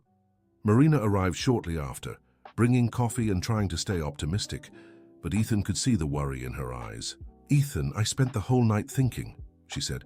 "What if we confront my father publicly? If we expose what he really does to the horses?" "Do you have proof?" Ethan asked. "Not solid proof, but—" Marina hesitated. "I know some places where he takes the horses, places where terrible things happen." "What kind of things?" Marina lowered her voice as if someone might be listening. "Underground fights, competitions where horses are forced to fight until they're badly hurt. Illegal, betting where the animal's suffering is the spectacle." Ethan's stomach turned. It was worse than he'd imagined. "Why didn't you ever report it?" "Because I never had enough proof," Marina admitted, "and because I was afraid of him. And now I have you," she said, looking straight into Ethan's eyes. "You've done in a few months what I never could in years. You gave me courage." Before Ethan could respond, they heard the sound of cars approaching again, but this time it wasn't Mr. Anderson. It was Benjamin, Margaret and Raymond, all with worried expressions. "Ethan!" Benjamin called, quickly stepping out of the car. "We need to talk." "Uncle, what are you all doing here?" "We heard what happened yesterday," Margaret said, hugging her nephew. "Marina called us." Ethan looked at Marina, surprised. "I had to tell someone," she said defensively, "and I thought your family had the right to know." "And what do you think you can do?" Ethan asked. "Mr. Anderson is very powerful." "Maybe we can't do anything alone," Raymond said, "but together." "Together what?" Ethan interrupted, frustration rising in his voice. "You don't understand the kind of man we're dealing with." "We understand perfectly," Benjamin said calmly. "That's why we brought reinforcements." "Reinforcements?" At that moment, 2 more cars arrived at the ranch. From the first stepped out 2 people Ethan didn't recognize, a middle-aged woman in a suit and a younger man carrying a briefcase. From the second car came someone who made Ethan's heart race, his parents.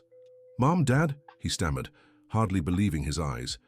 Richard and Helen Miller quickly approached, their expressions a mix of concern and determination Ethan had never seen before.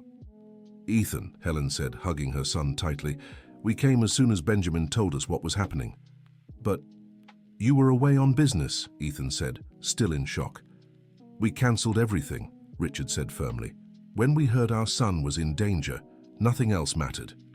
The emotion in his father's voice struck Ethan like lightning. For the first time in his life, he felt like he was truly his parents' priority. "This is Dr. Parker, an attorney, specializing in animal rights, and journalist Stevens, an investigator," Benjamin introduced, gesturing to the 2 strangers. "Nice to meet you, Ethan," Dr. Parker said. "I've heard a lot about your work with traumatized horses. And I'm here because I've been looking into Mr. Anderson's activities for a long time," journalist Stevens added. "But I never had enough evidence for a story." "Until now," said Marina, her voice filled with new determination. "What do you mean?" asked Ethan. "Last night I remembered something important," Marina explained. "My father keeps records of all his activities, documents, videos, photos. He's obsessive about documenting his successes." "And where are these records?" asked Dr. Parker. "In a safe in his office, but I know the combination." "That would be trespassing," warned the lawyer. "We can't use illegally obtained evidence." "What if I hand over the documents voluntarily?" Marina asked. "Technically, I'm still his daughter. I have legal access to the house." "It would be dangerous," said Richard. "If your father finds out, he's already threatened me with worse," Marina replied. "Besides, I can't stand by anymore while he hurts innocent animals." Ethan watched the discussion with growing admiration. For the first time in his life, there was a group of adults willing to fight for something he believed in. "There's one thing you're not considering," he said. "Mr. Anderson is coming back here at noon. If he doesn't get an answer, He'll shut down the ranch and sell all the horses. Then we have to act fast, said journalist Stevens. How long will it take to get to his house and back? An hour each way, Marina calculated, plus another hour to find and photograph the documents. It's 10:30 now, said Raymond, checking his watch. That's cutting it close. Then let's split up, suggested Helen.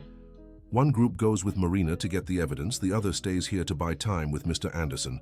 I'll go with Marina, Richard offered immediately. Me too, said journalist Stevens, and I'll stay. Here with Ethan, said Helen. For if my son is going to face that man, he won't do it alone. The determination in his mother's voice made Ethan feel a surge of emotion. For the first time, he felt his parents were truly on his side. Mom, it could be dangerous, he warned. Then it's a good thing I learned a few things in my years as a lawyer, Helen smiled. I won't let anyone intimidate my son. Wait, Ethan said suddenly. What if it goes wrong? What if you don't get the evidence in time? I still need to be ready to accept his offer. It won't go wrong, Marina said firmly. We can't let it. But what if... Ethan, Benjamin interrupted. Sometimes in life, you have to bet everything. On one move. This is one of those times. What if I lose Star forever? Then at least you'll have fought for him, said Raymond. And that's worth more than any easy victory. The group quickly split up. Marina, Richard, and journalist Stevens headed to Mr. Anderson's property, while Ethan, Helen, Benjamin, Margaret, Raymond, and Dr. Parker stayed at the ranch, preparing for the confrontation. Ethan, Helen said, taking her son's hands. I need to apologize. For what? For not realizing how much you were hurting. For thinking sending you here would solve your problems, instead of talking to you about them. The words Ethan had waited his whole life to hear had finally come, but now there was no time to fully process them. Mum, can we talk about this later? He said. Right now I need to focus on saving the horses. Helen smiled through her tears. Of course, my love, but I want you to know how proud I am of the man you're becoming. At 11:30, Mr. Anderson arrived right on time, bringing more men than before. Clearly, he was expecting resistance. Mr. Miller, he said, stepping out of the car and immediately noticing the extra people. I see you've organized a little farewell party. Actually, said Helen, stepping forward, we've arranged a negotiation meeting. Mr. Anderson observed the elegant, well-dressed woman with renewed interest. And you would be? Helen Miller, Ethan's mother and a lawyer specializing in corporate law. Interesting, murmured Mr. Anderson. And what does a lawyer have to say about a simple work agreement? Simple? Helen smiled coldly. Mr. Anderson, job offers for minors require specific documentation, parental consent, educational supervision, not to mention regular inspections to ensure working conditions are appropriate, added Dr. Parker. Mr. Anderson watched the two lawyers with growing irritation. Ladies, you're unnecessarily complicating a straightforward situation. On the contrary, said Helen, we're ensuring my son's rights are protected. And the animals' rights as well, added Dr. Parker. What animal rights? Asked Mr. Anderson, his voice turning dangerous. The right not to be subjected to cruelty or exploitation, the lawyer replied calmly. Are you implying I mistreat animals? We're implying we want guarantees it won't happen, corrected Helen. Ethan watched the exchange with admiration. His mother and Dr. Parker were clearly buying time while making Mr. Anderson nervous.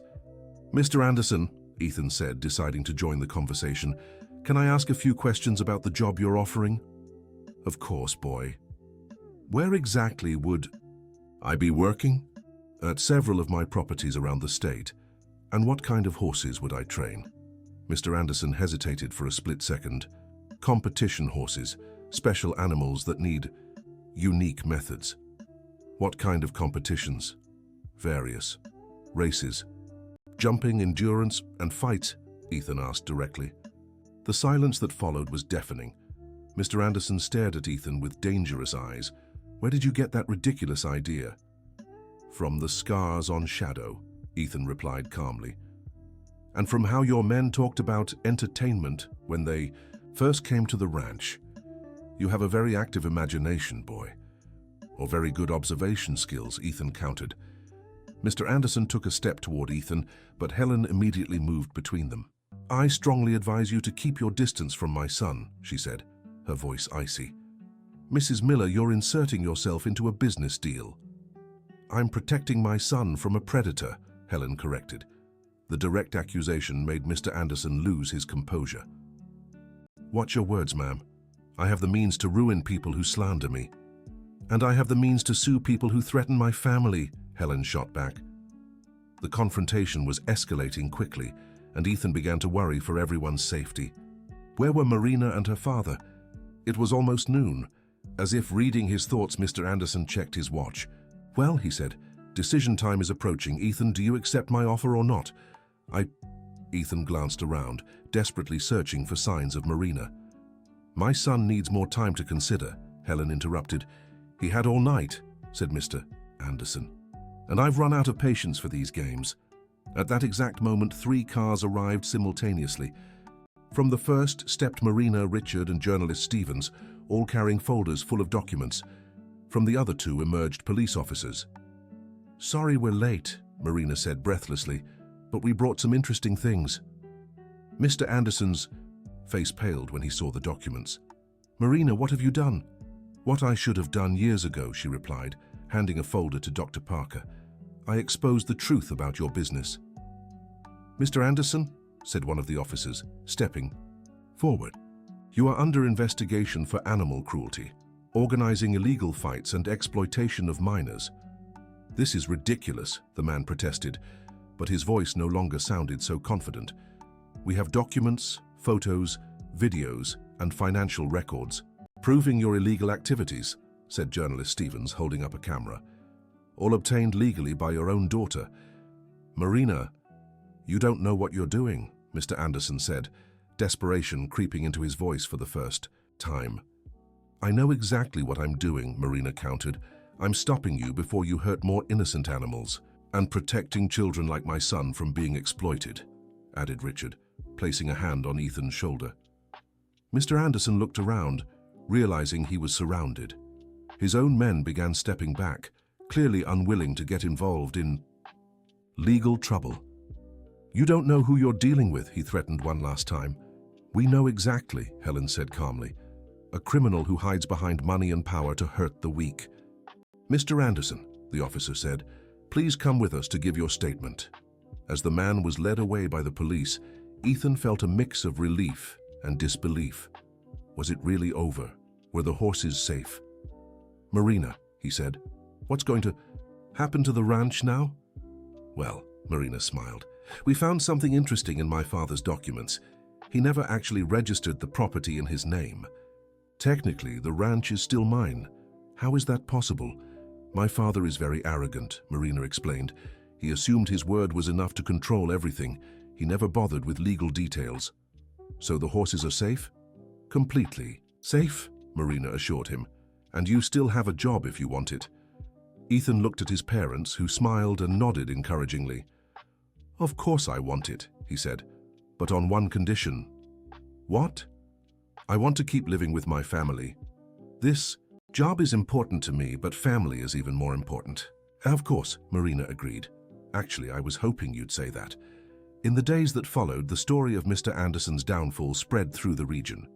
Journalist Stevens published a series of articles exposing the man's illegal activities, and several other victims came forward to testify.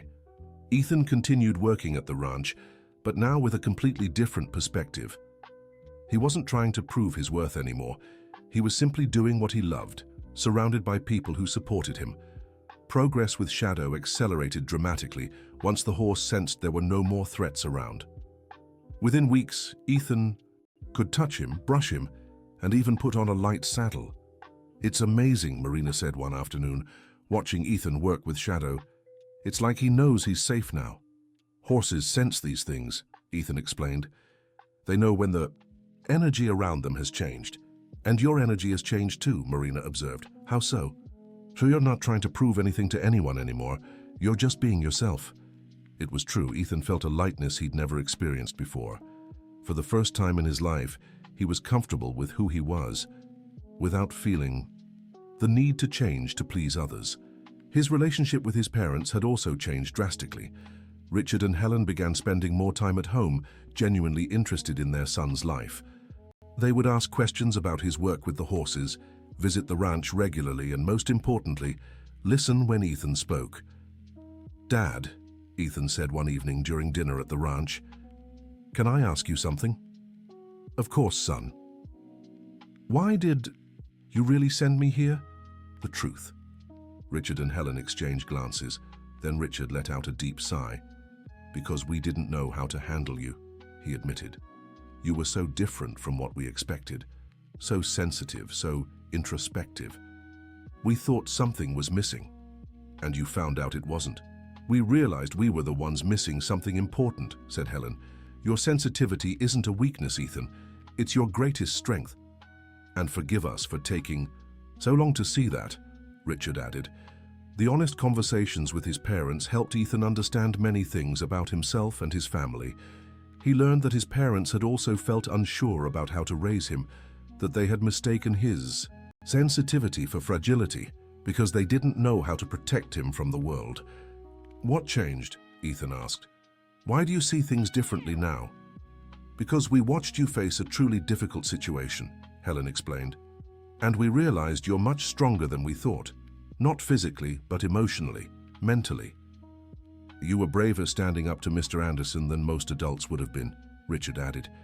"And you did it to protect others, not yourself." "That showed us we raised an incredible son," Helen said. "We just needed to stop trying to change you and start supporting you." 3 months after the confrontation with Mr. Anderson, Ethan was in the paddock with Shadow when Marina approached with a mysterious look. "Ethan, I need to show you something." "What is it?" "You'll have to see it to believe it."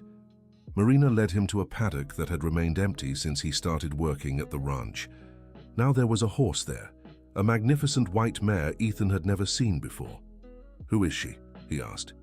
"This is Moon," Marina said with a smile, "and she has a very special story." "What kind of story?" "She was rescued from one of my father's properties. She was in terrible shape when they found her, but the vets managed to save her." Ethan studied the mare, noticing the scars on her legs and the wariness in her eyes. "Why are you showing her to me?" "Because she'll need someone special to help with her recovery," Marina explained. "Someone who understands trauma and knows how to work with patience and love." "Are you offering me the chance to work with her?" "I'm asking you," Marina corrected.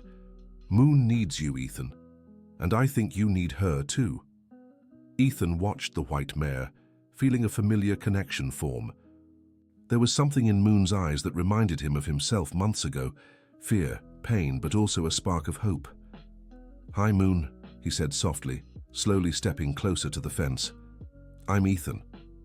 The mare lifted her head, studying him carefully. Her ears twitched forward, a sign of curiosity rather than fear. "I know you're scared," Ethan continued, "but you're safe now.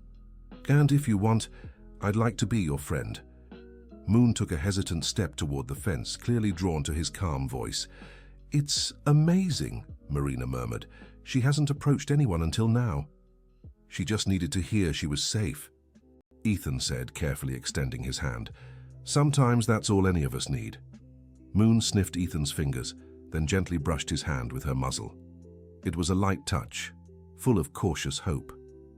"Welcome to your new home, Moon," Ethan whispered. "Here you can be exactly who you are." In the following months, Ethan worked with Moon in the same patient manner he had used with Star and Shadow. The progress was slow but steady.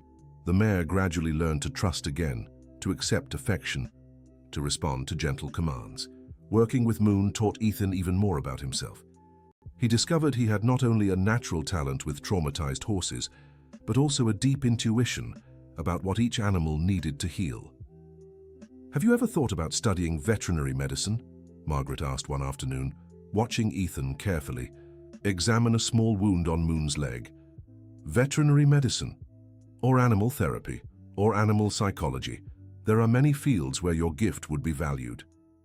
The idea had crossed Ethan's mind several times, but he had never seriously considered it. Now, with his family's support and the confidence he had developed, he began to see possibilities that had once seemed impossible. "Do you think I could do it?" he asked. "Ethan, you tamed a horse everyone thought was untamable, stood up to a powerful man to protect defenseless animals, and are helping traumatized horses recover. Of course you could study anything you set your mind to." The conversation planted a seed in Ethan's mind. For the first time, he began to think of the future not as something to fear, but as something to look forward to. That evening at dinner, he shared the idea with his family. "Veterinary medicine specializing in animal behavior," he said. "What do you all think?"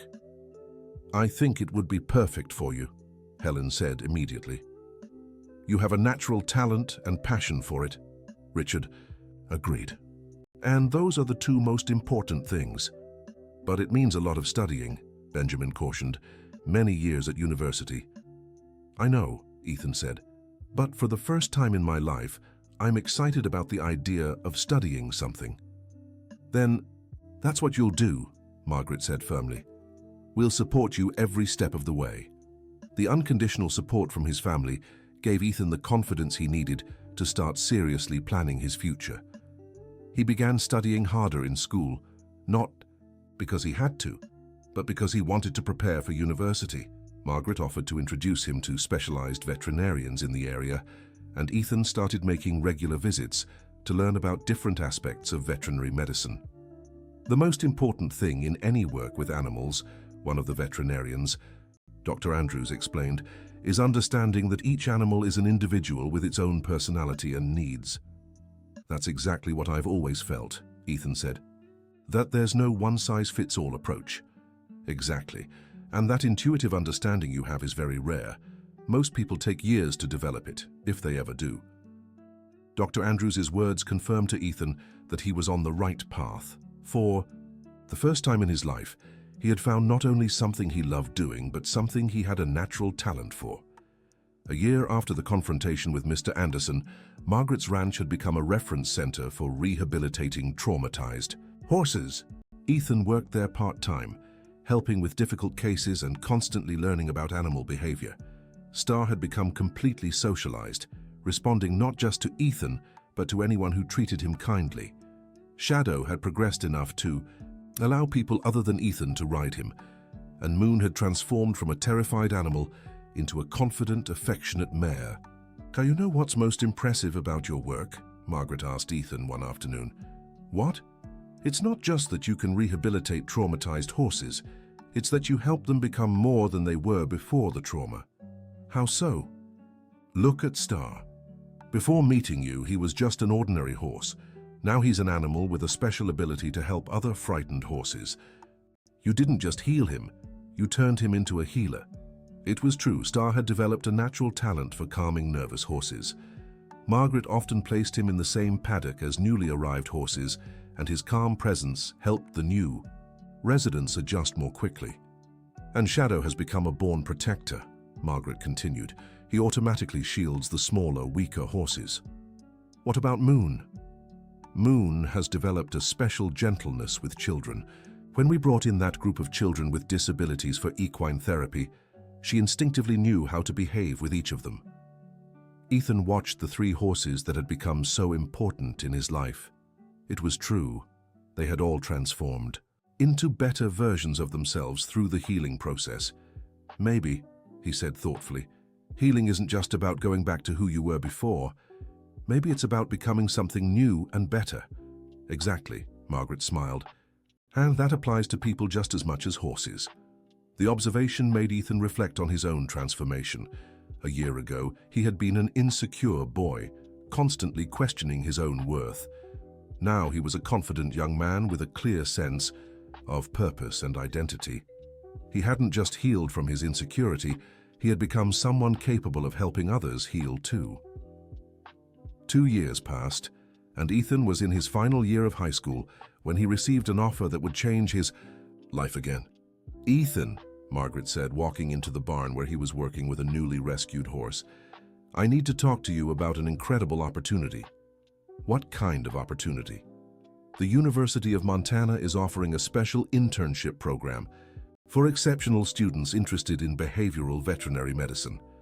Ethan stopped what he was doing and turned to Margaret, intrigued. "Go on, They've heard about your work here at the ranch and want to offer you a full scholarship, plus the chance to work on groundbreaking research about animal trauma. Seriously? Completely serious. Dr. Smith, whom you met last year, personally, recommended you. Ethan felt a mix of excitement and nervousness. It was an incredible opportunity, but it would also mean leaving the ranch, leaving the horses he had helped rehabilitate. What about the horses here? He asked. Who will take care of them? Ethan, Margaret said gently. Part of growing up is understanding that you can't be responsible for everything and everyone forever. These horses are healed. They don't need you the way they once did. But there are hundreds of other horses out there who still need help. And to help them, you need to prepare yourself the best way possible. Ethan knew Margaret was right, but that didn't make the decision any easier. The ranch horses had been his first family, his first successes, his first proof that he could make a difference in the world. Can I think about it? Of course, but don't take too long. They need an answer by the end of the month. That night, Ethan talked to his family about the opportunity. To his surprise, they were all unanimously supportive. Son, Richard said, this is exactly the kind of opportunity you need to build, the career you've dreamed of. But what if I'm not good enough? Ethan asked. What if I fail? Then you learn from failure and try again, Helen said. But the only guaranteed way to fail is not to try at all. And besides, Benjamin added, you're not the same boy who arrived here 3 years ago. You've grown, Ethan. It's time to fly. The conversation with his family helped Ethan see the situation from a different perspective. It wasn't about abandoning what he had built, but using that foundation to create something even greater. The next day, he went to the ranch with his decision made. Margaret, he said, I'll take the scholarship. Are you sure? I am. You're right. There are other horses out there that need help. And if I really want to make a difference, I need to prepare the best way I can. Margaret smiled, but Ethan could see tears in her eyes. I'm going to miss working with you so much, she said. And I'll miss working here, Ethan admitted. But it's not goodbye forever. It's just, see you later. Promise you'll come visit? I promise. And who knows, maybe one day, I'll come back as a full-fledged vet and we can work together again. I'd love that, Margaret said. Ethan spent his last weeks at the ranch saying goodbye to each horse individually. Every farewell was hard, but also filled with pride for the progress they'd made together. Star, he said, hugging the neck of the horse who had changed his life. Thank you for teaching me that trust is possible, that true friendship exists, that I can be brave when I need to be. Star lowered his head and nuzzled Ethan's chest, just like he had on the first day. But now the gesture wasn't from a frightened animal seeking comfort. It was from a friend offering strength and encouragement. Take good care of everyone here, Ethan whispered. And remember, no matter where I am, you'll always be my first and best friend. The goodbye with Shadow was just as emotional. The black horse, who once wouldn't let anyone near, now pressed his head against Ethan's shoulder, clearly sensing something important was happening. You taught me it's never too late to trust again, Ethan told Shadow. And that strength can come from places we'd never expect. Finally, it was Moon's turn. The white mare, who had arrived terrified and injured, was now one of the gentlest horses at the ranch. Moon, Ethan said, stroking her silver mane, you taught me that healing doesn't rush, that some things take time and that's okay, that patience is a form of love. Each goodbye tore a piece of Ethan's heart, but it also planted a seed of determination. He would graduate, become the best behavioral vet he could be, and return to make a difference in the lives of even more animals. The day of departure came quickly. Ethan woke early for one last visit with the horses before leaving for university. The ranch was quiet in the golden dawn light, and for a moment he let himself simply soak in the beauty and peace of the place that had become his second home. Ready? Richard asked, appearing beside his son. I think so, Ethan replied, though his voice betrayed a hint of nerves. Son, Richard said, placing a hand on Ethan's shoulder, I want you to know how proud I am of you. Not just for what you've accomplished, but for the person you've become. Thanks, Dad. And Ethan? Yeah? Don't forget, no matter what happens, you'll always have a family here supporting you. The trip to the university was a mix of emotions. Ethan was excited for the possibilities ahead, but nostalgic for the life he was leaving behind. When they arrived at the University of Montana campus, he was struck by its beauty and size. Hundreds of students bustled around, all seeming to know exactly where they were going. "It's bigger than I imagined," Ethan said, looking around. "You'll adjust," Helen said confidently. "Remember when you first came to the ranch? That seemed scary at first too." "That's true," Ethan smiled, "and look how that turned out." The family helped Ethan settle into the dormitory, a small but comfortable room he would share with another veterinary student. His roommate, a young man named Peter from New York, was friendly and also interested in animal behavior. "I've heard about your work with traumatized horses," Peter said as they unpacked their belongings. "It's impressive for someone our age." "It was more luck than anything," Ethan replied modestly. "It's not luck," Peter said. "Talent recognizes talent, and from what I've heard, you've got something special." The conversation with Peter helped Ethan feel more at ease. Maybe university wouldn't be as intimidating as it seemed. The next day, Ethan had his first introduction to veterinary medicine class. The professor, Dr. Roberts, was a man in his 60s with decades of experience. "Welcome to the veterinary medicine program," he said to the class of 40 students. "Some of you are here because you love animals, others because you want to make money. But few of you truly understand what it means to be a veterinarian." Ethan listened intently as the professor continued. "Being a vet isn't just about curing illnesses or fixing fractures. It's about understanding that every animal has a complex emotional life, fears, traumas, joys. It's about looking beyond physical symptoms to see the whole living being." The words resonated deeply with Ethan. That was exactly how he had always seen horses, not as problems to be solved, but as individuals with stories and feelings. "Has anyone here had hands-on experience with traumatized animals?" the professor asked. Ethan hesitated for a moment, then raised his hand. "Yes, sir. I worked with rescued horses for 3 years." "Interesting. Would you share an experience?" With the class, Ethan took a deep breath and told the story of Star, how the horse had arrived terrified and how, through patience and understanding, they had developed a friendship that changed them both. When he finished, the room was silent.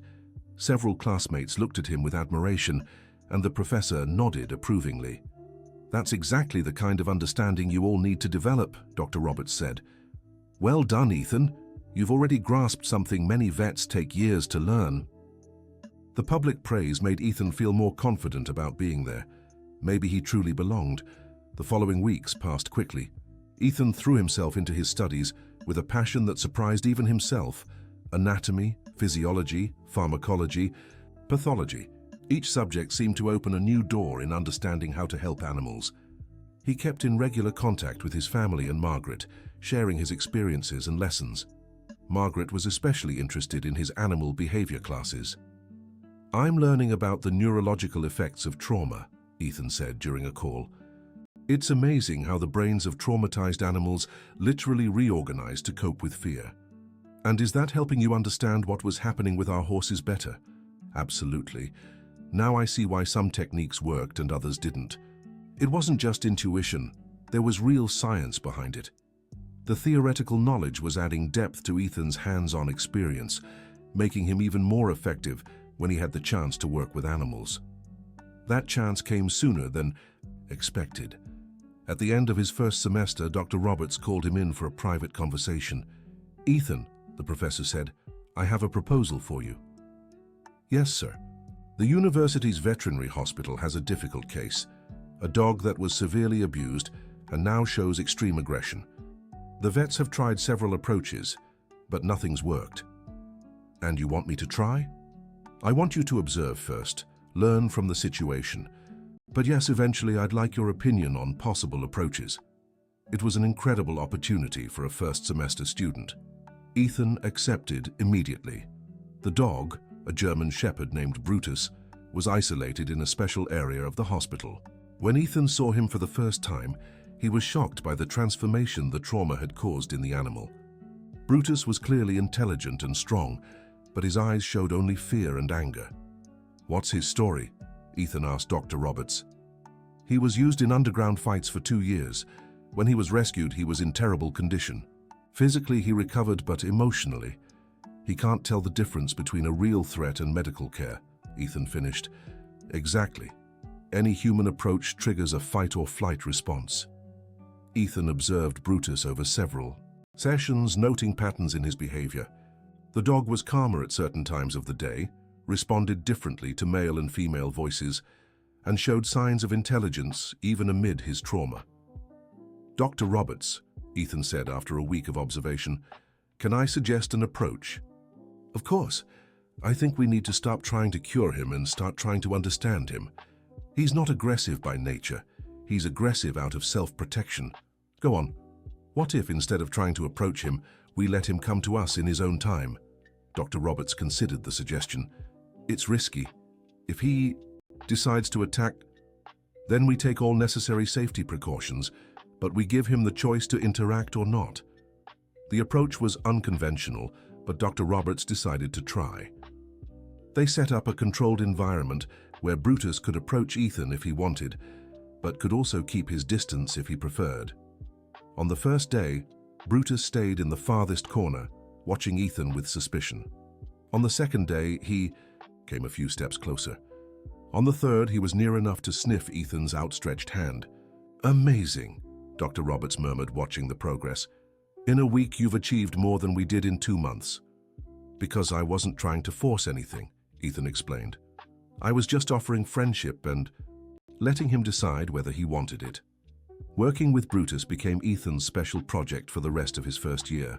Gradually, the dog learned to trust again. First Ethan, then Dr. Roberts, and finally other members of the veterinary team. "You know what's most impressive about your work?" Dr. Roberts said to Ethan at the end of the school year. "What?" "You didn't just help Brutus recover, you created a protocol that can be used with other traumatized animals. You're literally contributing to veterinary science." The observation made Ethan realize he hadn't just found a career, he'd found a calling. He wasn't just studying to be a vet, he was discovering ways to revolutionize the treatment of traumatized animals. During summer break, Ethan returned home to Marina's ranch. The horses greeted him warmly and excitedly. "Star," Ethan called when he saw his first friend running toward the fence. The horse whinnied loudly and came right up, clearly recognizing and happy to see Ethan again. "He's been waiting for you," Marina said, watching the reunion. "Every time he heard a car coming, he'd run to see if it was you." Ethan spent the summer applying what he'd learned at the university to the ranch's horses. Now he understood not just what to do, but why it worked. He could explain the neurological processes behind the horse's recovery scientifically. "It's like you've added a whole new dimension to your talent," Marina observed. "Before you worked by instinct. Now you're combining instinct with scientific knowledge. And that makes everything more effective," agreed Ethan. "I can adapt the techniques for each specific case because I understand the mechanisms involved." The summer passed quickly, and soon it was time to return to the university. This time, the farewell was less painful because Ethan knew he was on the right path. The second year brought more complex challenges and greater opportunities. Ethan was invited to join a research project on trauma in ranch animals, worked as an assistant in behavioral surgeries, and began developing his own line of research on non-invasive rehabilitation techniques. "Ethan," said Dr. Roberts midway through the second year, "I want to make a proposal." "Yes, sir?" "How about we start writing a scientific paper about your work with Brutus and other similar cases?" "A scientific paper? But I'm just a student." "You're a student with unique insights and proven results. Your methods are consistently working. The scientific community needs to know about this." The idea of contributing to scientific literature was both thrilling and intimidating. But with Dr. Roberts' support, Ethan began systematically documenting his methods and results. The paper, titled "Non-Invasive Approach Techniques for Rehabilitation of Traumatized Dogs," was accepted for publication by the end of the second year. Seeing his name as a co-author in a scientific journal filled Ethan with immense pride. "My parents are going to freak out when they see this," he told Peter, showing him the printed copy of the article. "Dude, you're 19 and already publishing. Scientific research," Peter said in awe. "That's insane."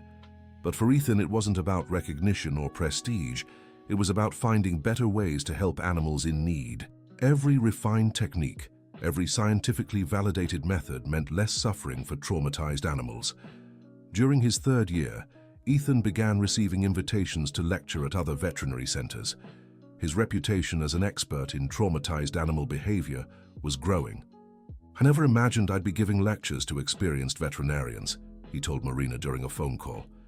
"I always knew you'd do amazing things," Marina replied, "from the first day I saw you with Star.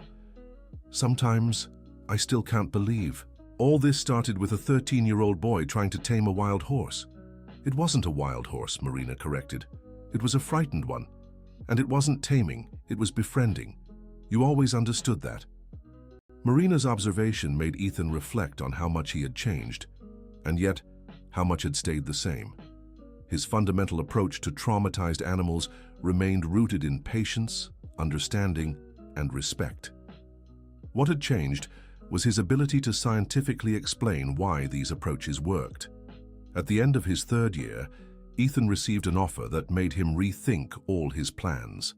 A specialized veterinary clinic in New York wanted to hire him as an animal behavior consultant, offering a high salary and the chance to work with cases from across the country.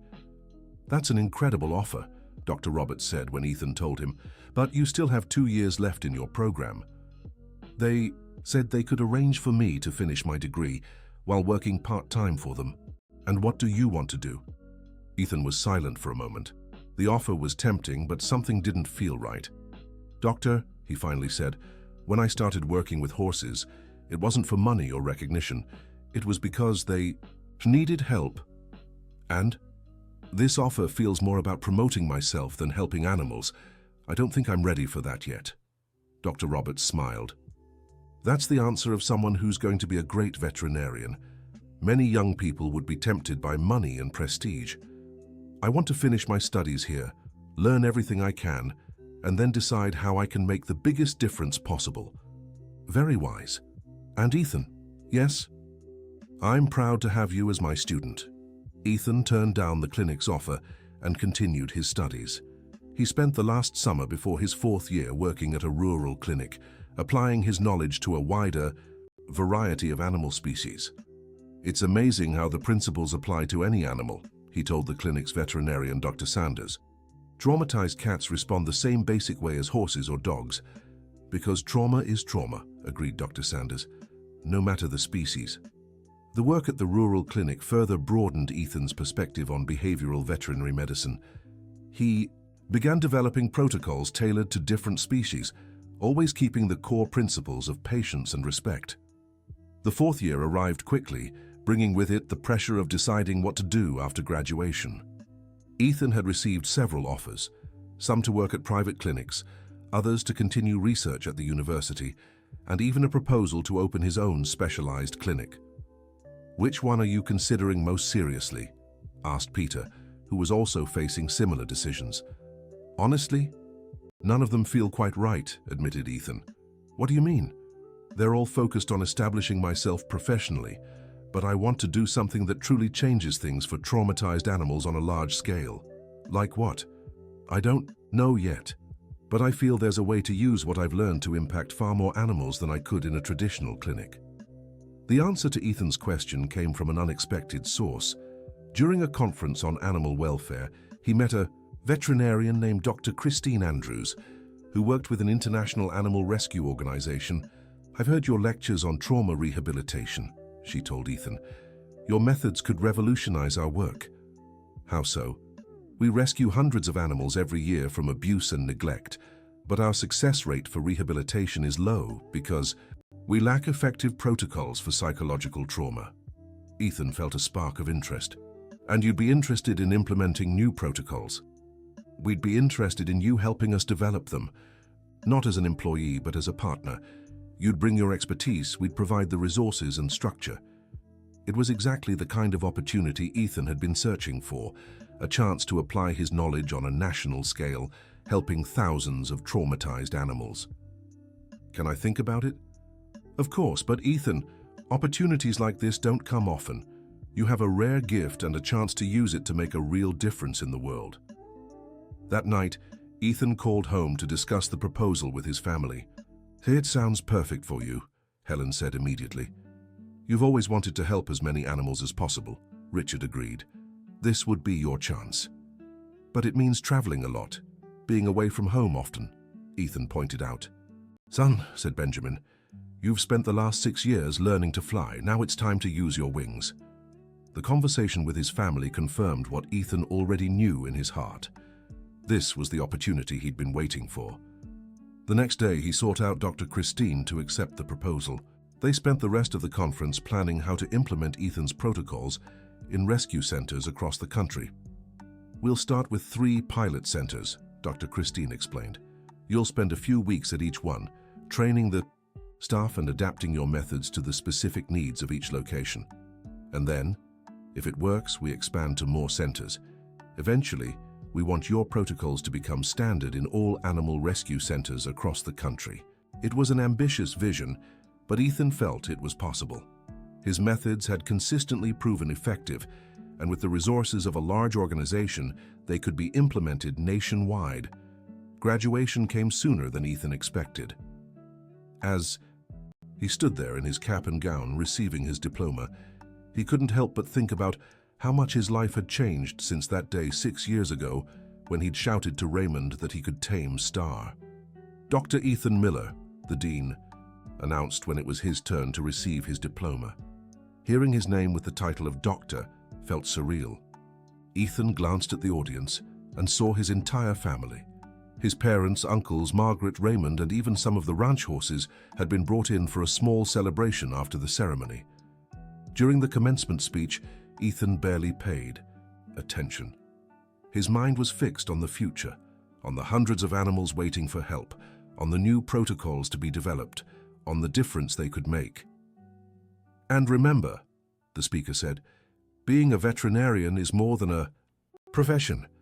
It's a calling to ease suffering and protect those who cannot protect themselves." The words resonated deeply with Ethan. That was exactly how he saw his role, not as a job but as a mission. After the ceremony, there was a party at his uncle's ranch. Everyone who had been important in Ethan's journey was there, sharing stories and celebrating not just his graduation, but the person he had become. "Remember when you first got here?" Margaret said, hugging her nephew. "A shy, unsure little boy.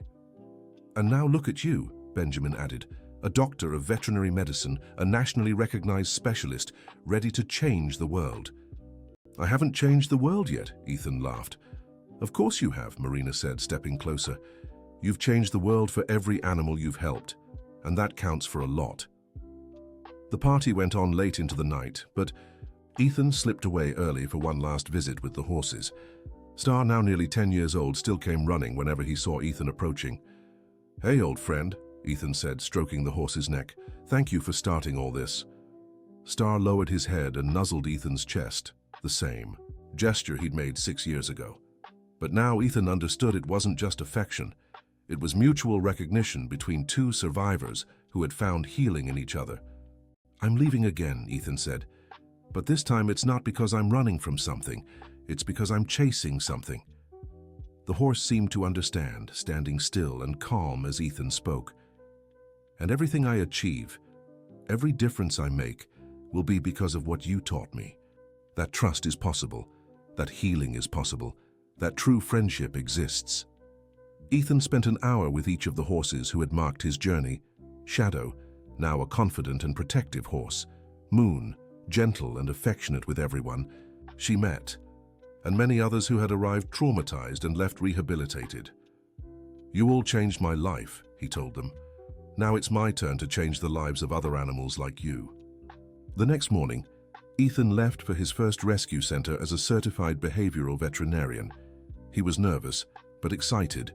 Finally, he was ready to apply everything he'd learned on a larger scale. The first center was in rural New York, and primarily rescued dogs from abusive situations. When Ethan arrived, he was greeted by the director, Dr. Anna, who showed him around the facility. "We have capacity for 50 animals," she explained, "but we're always overcrowded because our rehabilitation rate is low. Many animals stay with us for years because we can't prepare them for adoption." Ethan observed the dogs in the kennels. Many showed clear signs of trauma, cowering in the back of their cages, barking aggressively or simply withdrawn and disconnected. How many veterinarians work here? 3, but all focused on medical care. None have specific training in behavior. And the caretaker staff. 20 people, mostly volunteers without formal training. Ethan could immediately see the problems. The staff meant well but didn't know how to effectively work with traumatized animals. "Dr. Anna," he said, "may I suggest we start by training the staff before working directly with the animals?" "How so?" "If the team doesn't understand animal trauma, any protocol I develop will fail. First, we need to educate the people, then implement the techniques." It was a different approach than Dr. Anna had expected, but it made sense. "How long would you need to train the team?" "1 intensive week, followed by ongoing supervision for a few more weeks." "Let's try it." Ethan spent the next week teaching the staff and volunteers about animal trauma, stress signals, non-invasive approach techniques, and the importance of patience in rehabilitation. "Remember," he said during one training session, "you're not trying to fix these animals. You're providing a safe space where they can heal themselves." The shift in the team's attitude was immediate. Instead of forcing interactions, they began letting the animals set the pace. Instead of interpreting fear as aggression, they started seeing defensive behaviors as requests for space. "It's amazing," Dr. Anna said at the end of the first week. "Some dogs who hadn't interacted with humans in months are starting to approach people." "Because you stopped being a threat and started being an option," Ethan explained. In the following weeks, Ethan worked directly with the most difficult cases, always with staff members observing and learning. Each session was a hands-on lesson in applying the principles he had taught. One of the most challenging cases was a pit bull named Rex, who had been used in illegal fights and showed extreme aggression toward any human approach. "He arrived 8 months ago," Dr. Anna explained. "We've tried different approaches, but nothing works." Ethan observed Rex for several days before attempting any interaction. The dog spent most of his time at the back of his kennel, only coming out to eat when he was sure no one was around. "He's not aggressive by nature," Ethan told the team. "He's aggressive out of self-defense. He was trained to see humans as enemies. How can we change that? We need to reteach him that humans can be safe, but it will take time and a lot of patience." Ethan developed a specific protocol for Rex. Instead of trying to approach, he simply sat near the kennel every day, reading or working on his laptop, completely ignoring the dog. At first, Rex barked and seemed agitated, but gradually he began getting used to Ethan's presence. After 2 weeks, he stopped barking when Ethan approached. "He's starting to realize you're not a threat," one of the caretakers observed. "More than that," Ethan said, "he's starting to get curious." About me, it was true. Rex had begun moving to the front of the kennel when Ethan was there, watching him closely instead of hiding. After a month, Rex allowed Ethan to place food near the kennel without retreating. It was a small but meaningful step forward. "Every step is a victory," Ethan explained to the team. "With traumatized animals, there are no shortcuts." The work with Rex continued for 2 months. Gradually, the dog allowed Ethan to get closer, accepted food from his hand, and eventually permitted limited touch. "It's miraculous," said Dr. Anna when she saw Rex resting his head on Ethan's hand. 3 months ago, he would have tried to bite anyone who came near.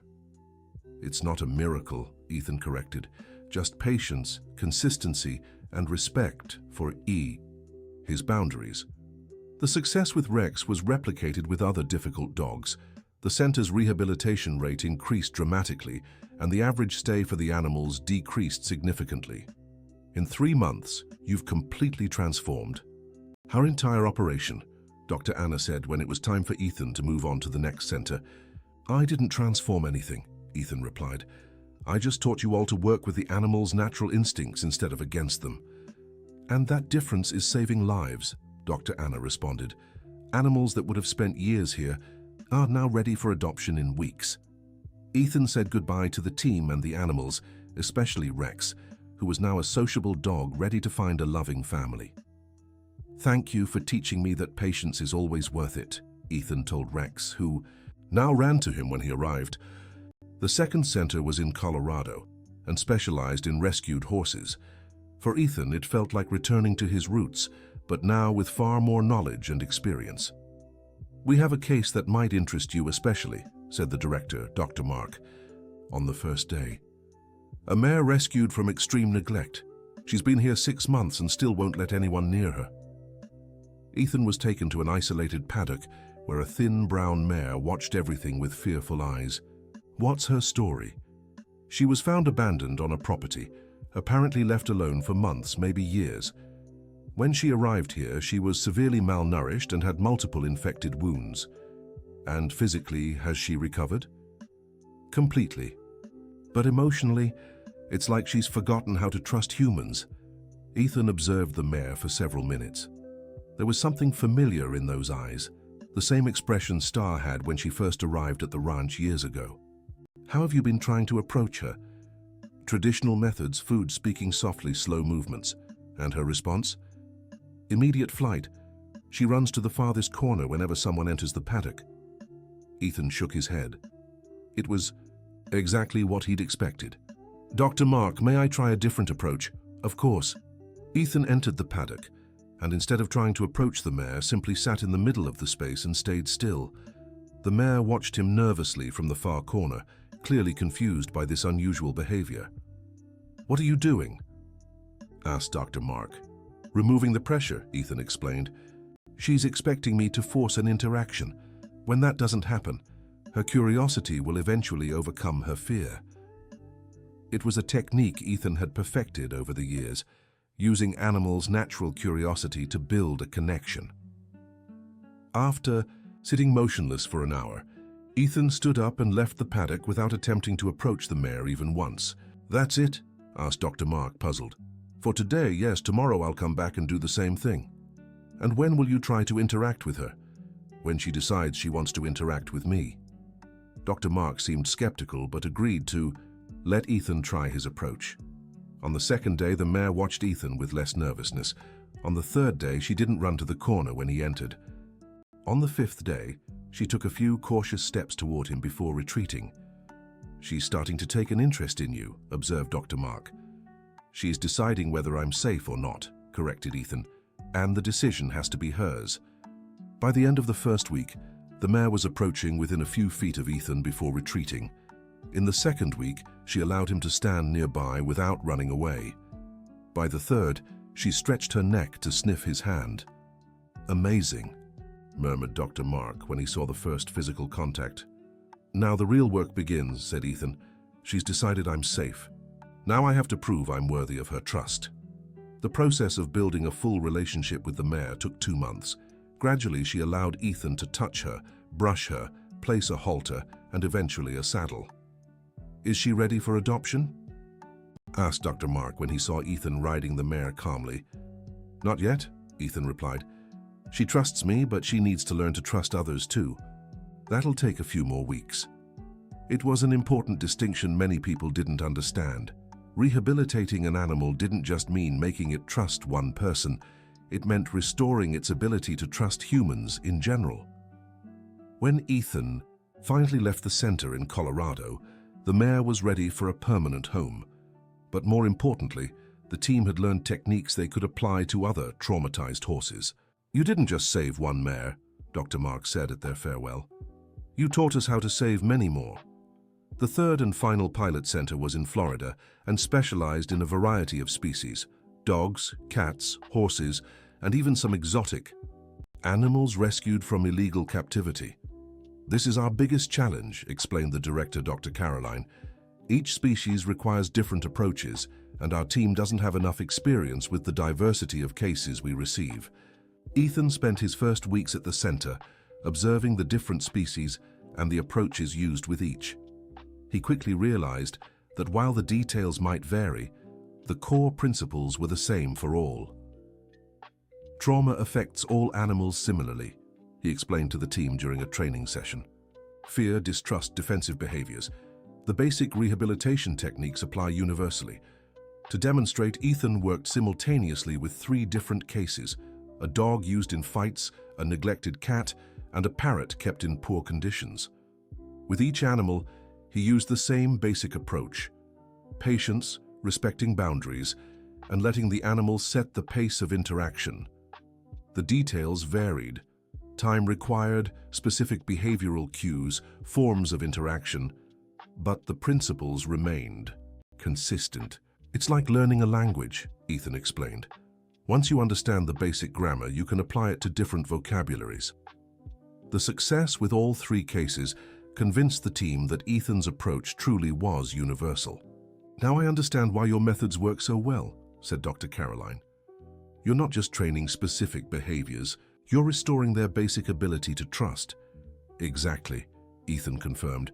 "And once that trust is restored, the animal can learn any specific behavior it needs." After 6 months working across the 3 pilot centers, Ethan returned to the organization's headquarters to compile his results. The numbers were impressive. Rehabilitation rates had increased by an average of 300%, average stay times had been cut in half, and successful rehoming rates had risen dramatically. "These results are extraordinary," said Dr. Christine, reviewing Ethan's report. "You've proven that your methods work on a large scale and with different species." "What now?" asked Ethan. "Now we expand. We want to implement your protocols across all 50 centers in our national network." It was a massive project that would take years to fully implement. Ethan would be responsible for training hundreds of professionals, developing educational materials and overseeing the rollout of the protocols. "It would be a chance to impact thousands of animals every year," continued Dr. Christine, "and you'd be setting a new standard for animal trauma rehabilitation across the entire country." It was exactly the kind of impact Ethan had dreamed of making, but it would also mean years of constant travel, away from family and friends. "Can I have some time to think about it?" "Of course. But Ethan, opportunities like this—" "I know," said Ethan, "and I'm honored you trust me with this. I just need to be sure it's the right decision." That night, Ethan called home to discuss the offer. "It sounds like an incredible opportunity," said Helen. "But," asked Ethan, sensing hesitation in his mother's voice, "but you're 24, son. When will you have time for your own life, for relationships, for starting a family?" It was a valid concern. Ethan had been so focused on his career that he'd almost completely neglected his personal life. "Mom, this work is important. So many animals need help. And you can help them in many ways," said Richard, joining the conversation. "You don't have to sacrifice your entire personal life for it." "What alternatives do I have?" "Well," said Benjamin, who'd apparently been listening in, "how about coming home and opening your own specialized clinic? You could still do research, train other vets, but from a fixed base." Benjamin's suggestion planted a seed in Ethan's mind. There were other ways to make an impact without constant travel. "I'll think about it," he promised. The next morning, Ethan woke up with a clear idea in mind. He sought out Dr. Christine to discuss a counter-proposal.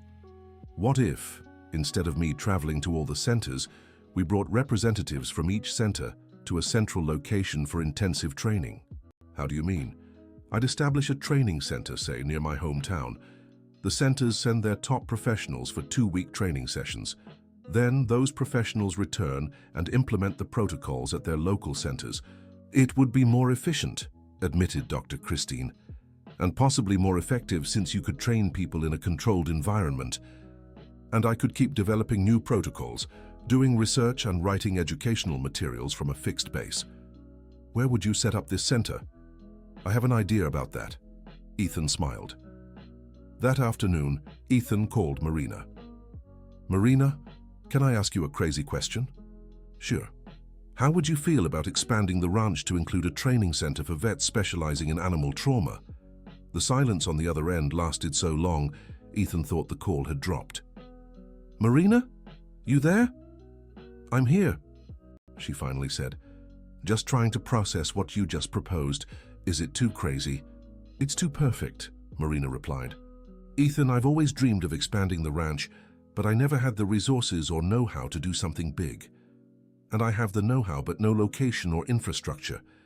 It would be the perfect partnership. You bring the scientific expertise. I bring the hands-on experience and facilities." They spent the next hour discussing possibilities.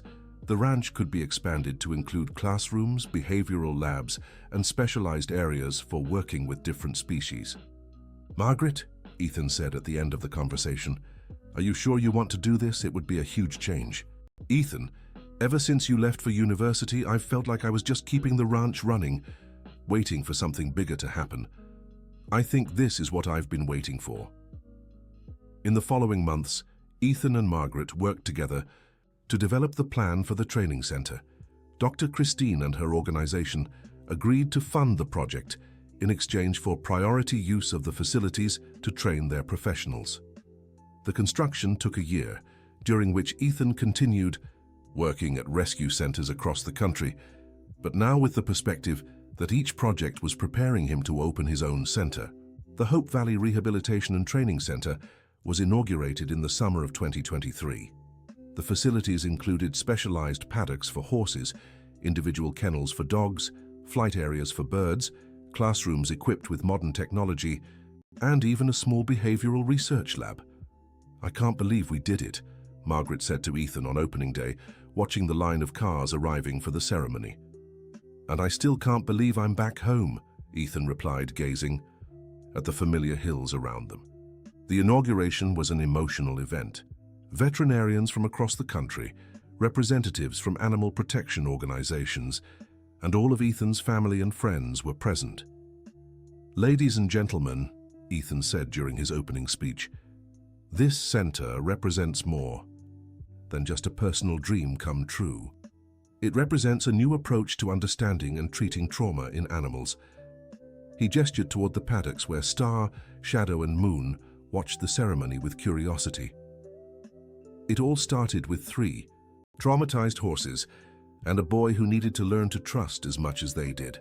Today, we hope this place becomes a beacon of hope for thousands of animals who've gone through similar experiences. The audience applauded, but Ethan wasn't finished. "More importantly, we hope to train hundreds of veterinarians and caregivers to take these techniques back to their communities. Because every animal saved saves others, every person trained trains others, every success story inspires more stories." After the ceremony, Ethan walked through the paddocks, visiting the animals that had made it all possible. "Star," he said, hugging the neck of the now 14-year-old horse, "thank you for teaching me that miracles happen slowly, one day at a time." Star let out a soft snort and nuzzled Ethan's chest. After all these years, the gesture still moved him deeply. "Now you'll help teach other veterinarians," Ethan said. "You'll show them what true healing looks like." In the following months, the center welcomed its first training groups. Veterinarians from across the country came to learn Ethan's protocols, working directly with traumatized animals under his supervision. "It's amazing to see the transformation in the professionals," Margaret observed one afternoon, watching a group of veterinarians working with rescued horses. "How so?" "They arrive thinking they know how to work with animals.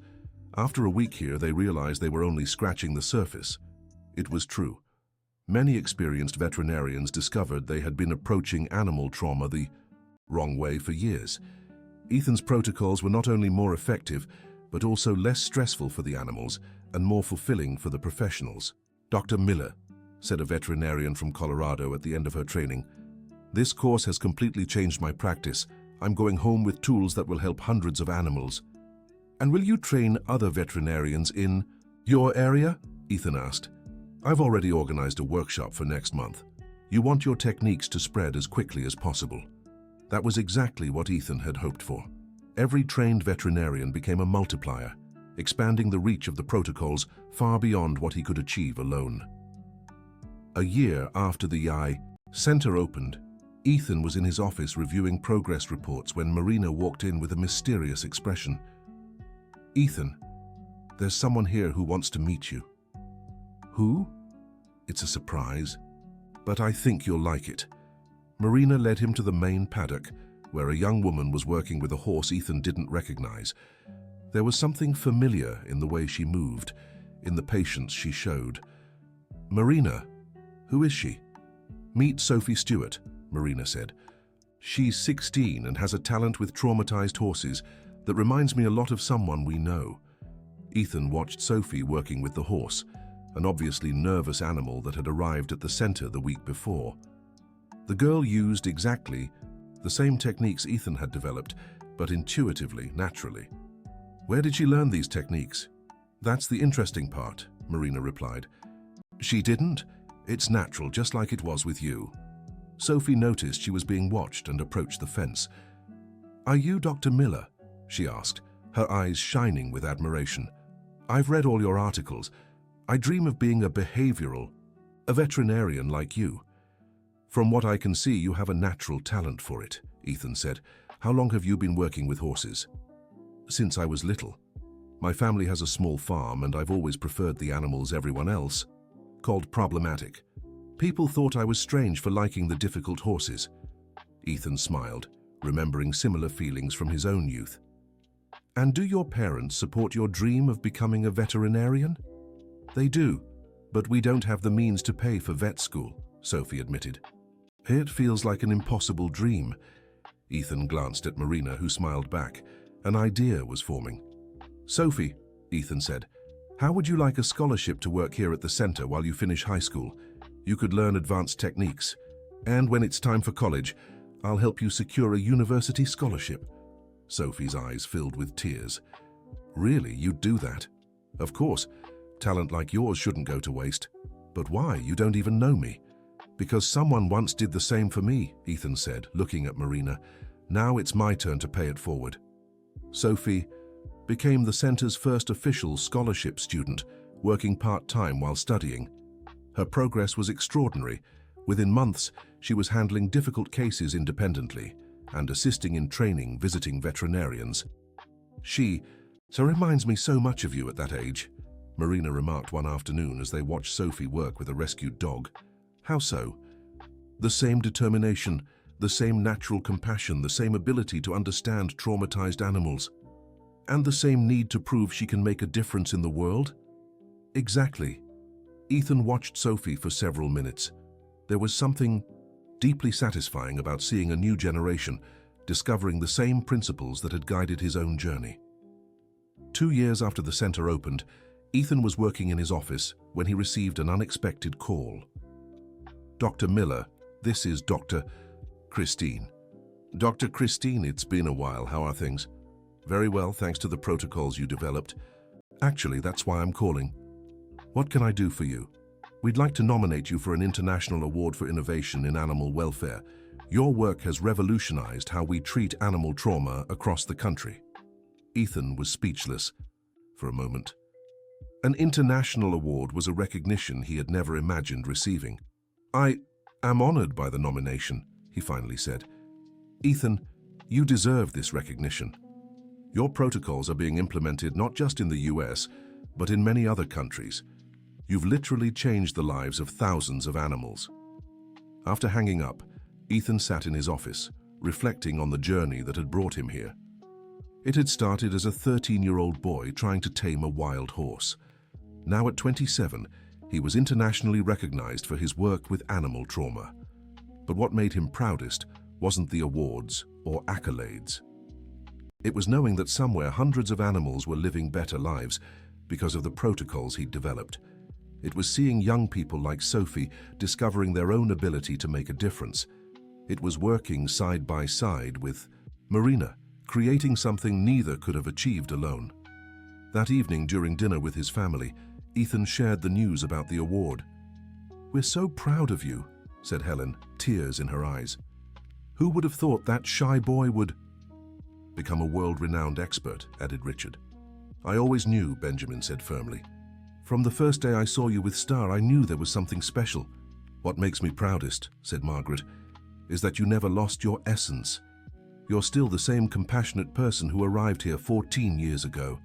Margaret's words touched Ethan deeply. It was true. Despite all the success and recognition, he was still driven by the same things that had motivated him as a teenager: the desire to help suffering animals and the need to prove that true healing was possible. 3 months later, Ethan was in Geneva receiving the International Award for Innovation in Animal Welfare. In his acceptance speech, he shared the story that had defined his life. 14 years ago, he told the international audience. I was a 13-year-old boy who felt rejected and worthless. Then I met a horse who had been abandoned and traumatized, and together we learned that healing is possible, that trust can be rebuilt, and that true love doesn't rush. He held up the award, a crystal sculpture of a horse and human together. This award isn't mine. It belongs to all the brave animals who taught me about resilience, to everyone who believed in me when I didn't believe in myself, and to all the dedicated professionals who bring these healing principles to their communities every day. But, above all, Ethan continued, his voice thick with emotion, this award belongs to a horse named Star, who taught me that sometimes the most important thing we can do for someone is simply not to give up on them. The auditorium erupted in applause, but Ethan barely heard it. His mind was back at the ranch, where Star now spent his days helping train new veterinarians, still teaching the lessons of patience and trust he'd shared with Ethan so many years ago. When he returned home, Ethan went straight to the paddocks. Star, now 16 and showing signs of age, still came to greet him whenever he saw him approaching. I brought something for you, Ethan said, showing the award to the horse. After all, you're the one who really deserves this. Star sniffed the crystal curiously, then gently blew and touched Ethan's forehead with his muzzle. It was the same affectionate gesture they'd shared thousands of times over the years. Thank you, old friend, Ethan whispered, for teaching me that miracles exist, that true friendship is possible, and that it's never too late to start. Over? Note: the translation strictly follows all provided instructions, including cultural mappings, tone, and structure. As the sun set over Hope Valley, Ethan stood there with Star, two survivors who had found healing in each other and then dedicated their lives to helping others find the same. It was the perfect ending to a journey that had begun with a simple phrase, I can tame him. But as Ethan had learned over the years, it was never about taming. It had never been about that. It was about recognizing that behind every wounded heart, human or animal, there was a being capable of loving and being loved, of trusting and being trusted, of healing and helping others heal. And that was a lesson that would stay with them for the rest of their lives. The end of the story. Dear listener, if you're enjoying the story, please take a moment to like and especially subscribe to the channel. It means so much to us as we're just starting out. Now tell us what you thought of Ethan and Star's story. Do you believe animals can truly teach such profound lessons about healing and trust? If you have a similar experience to share, leave us a heartfelt comment. Do you think Ethan made the right choices along his journey? We'd love to hear your thoughts on this tale of resilience and true friendship. Thank you so much for joining us on this long journey. Don't forget to like and, most importantly, subscribe to the channel so you don't miss other touching stories we've prepared for you.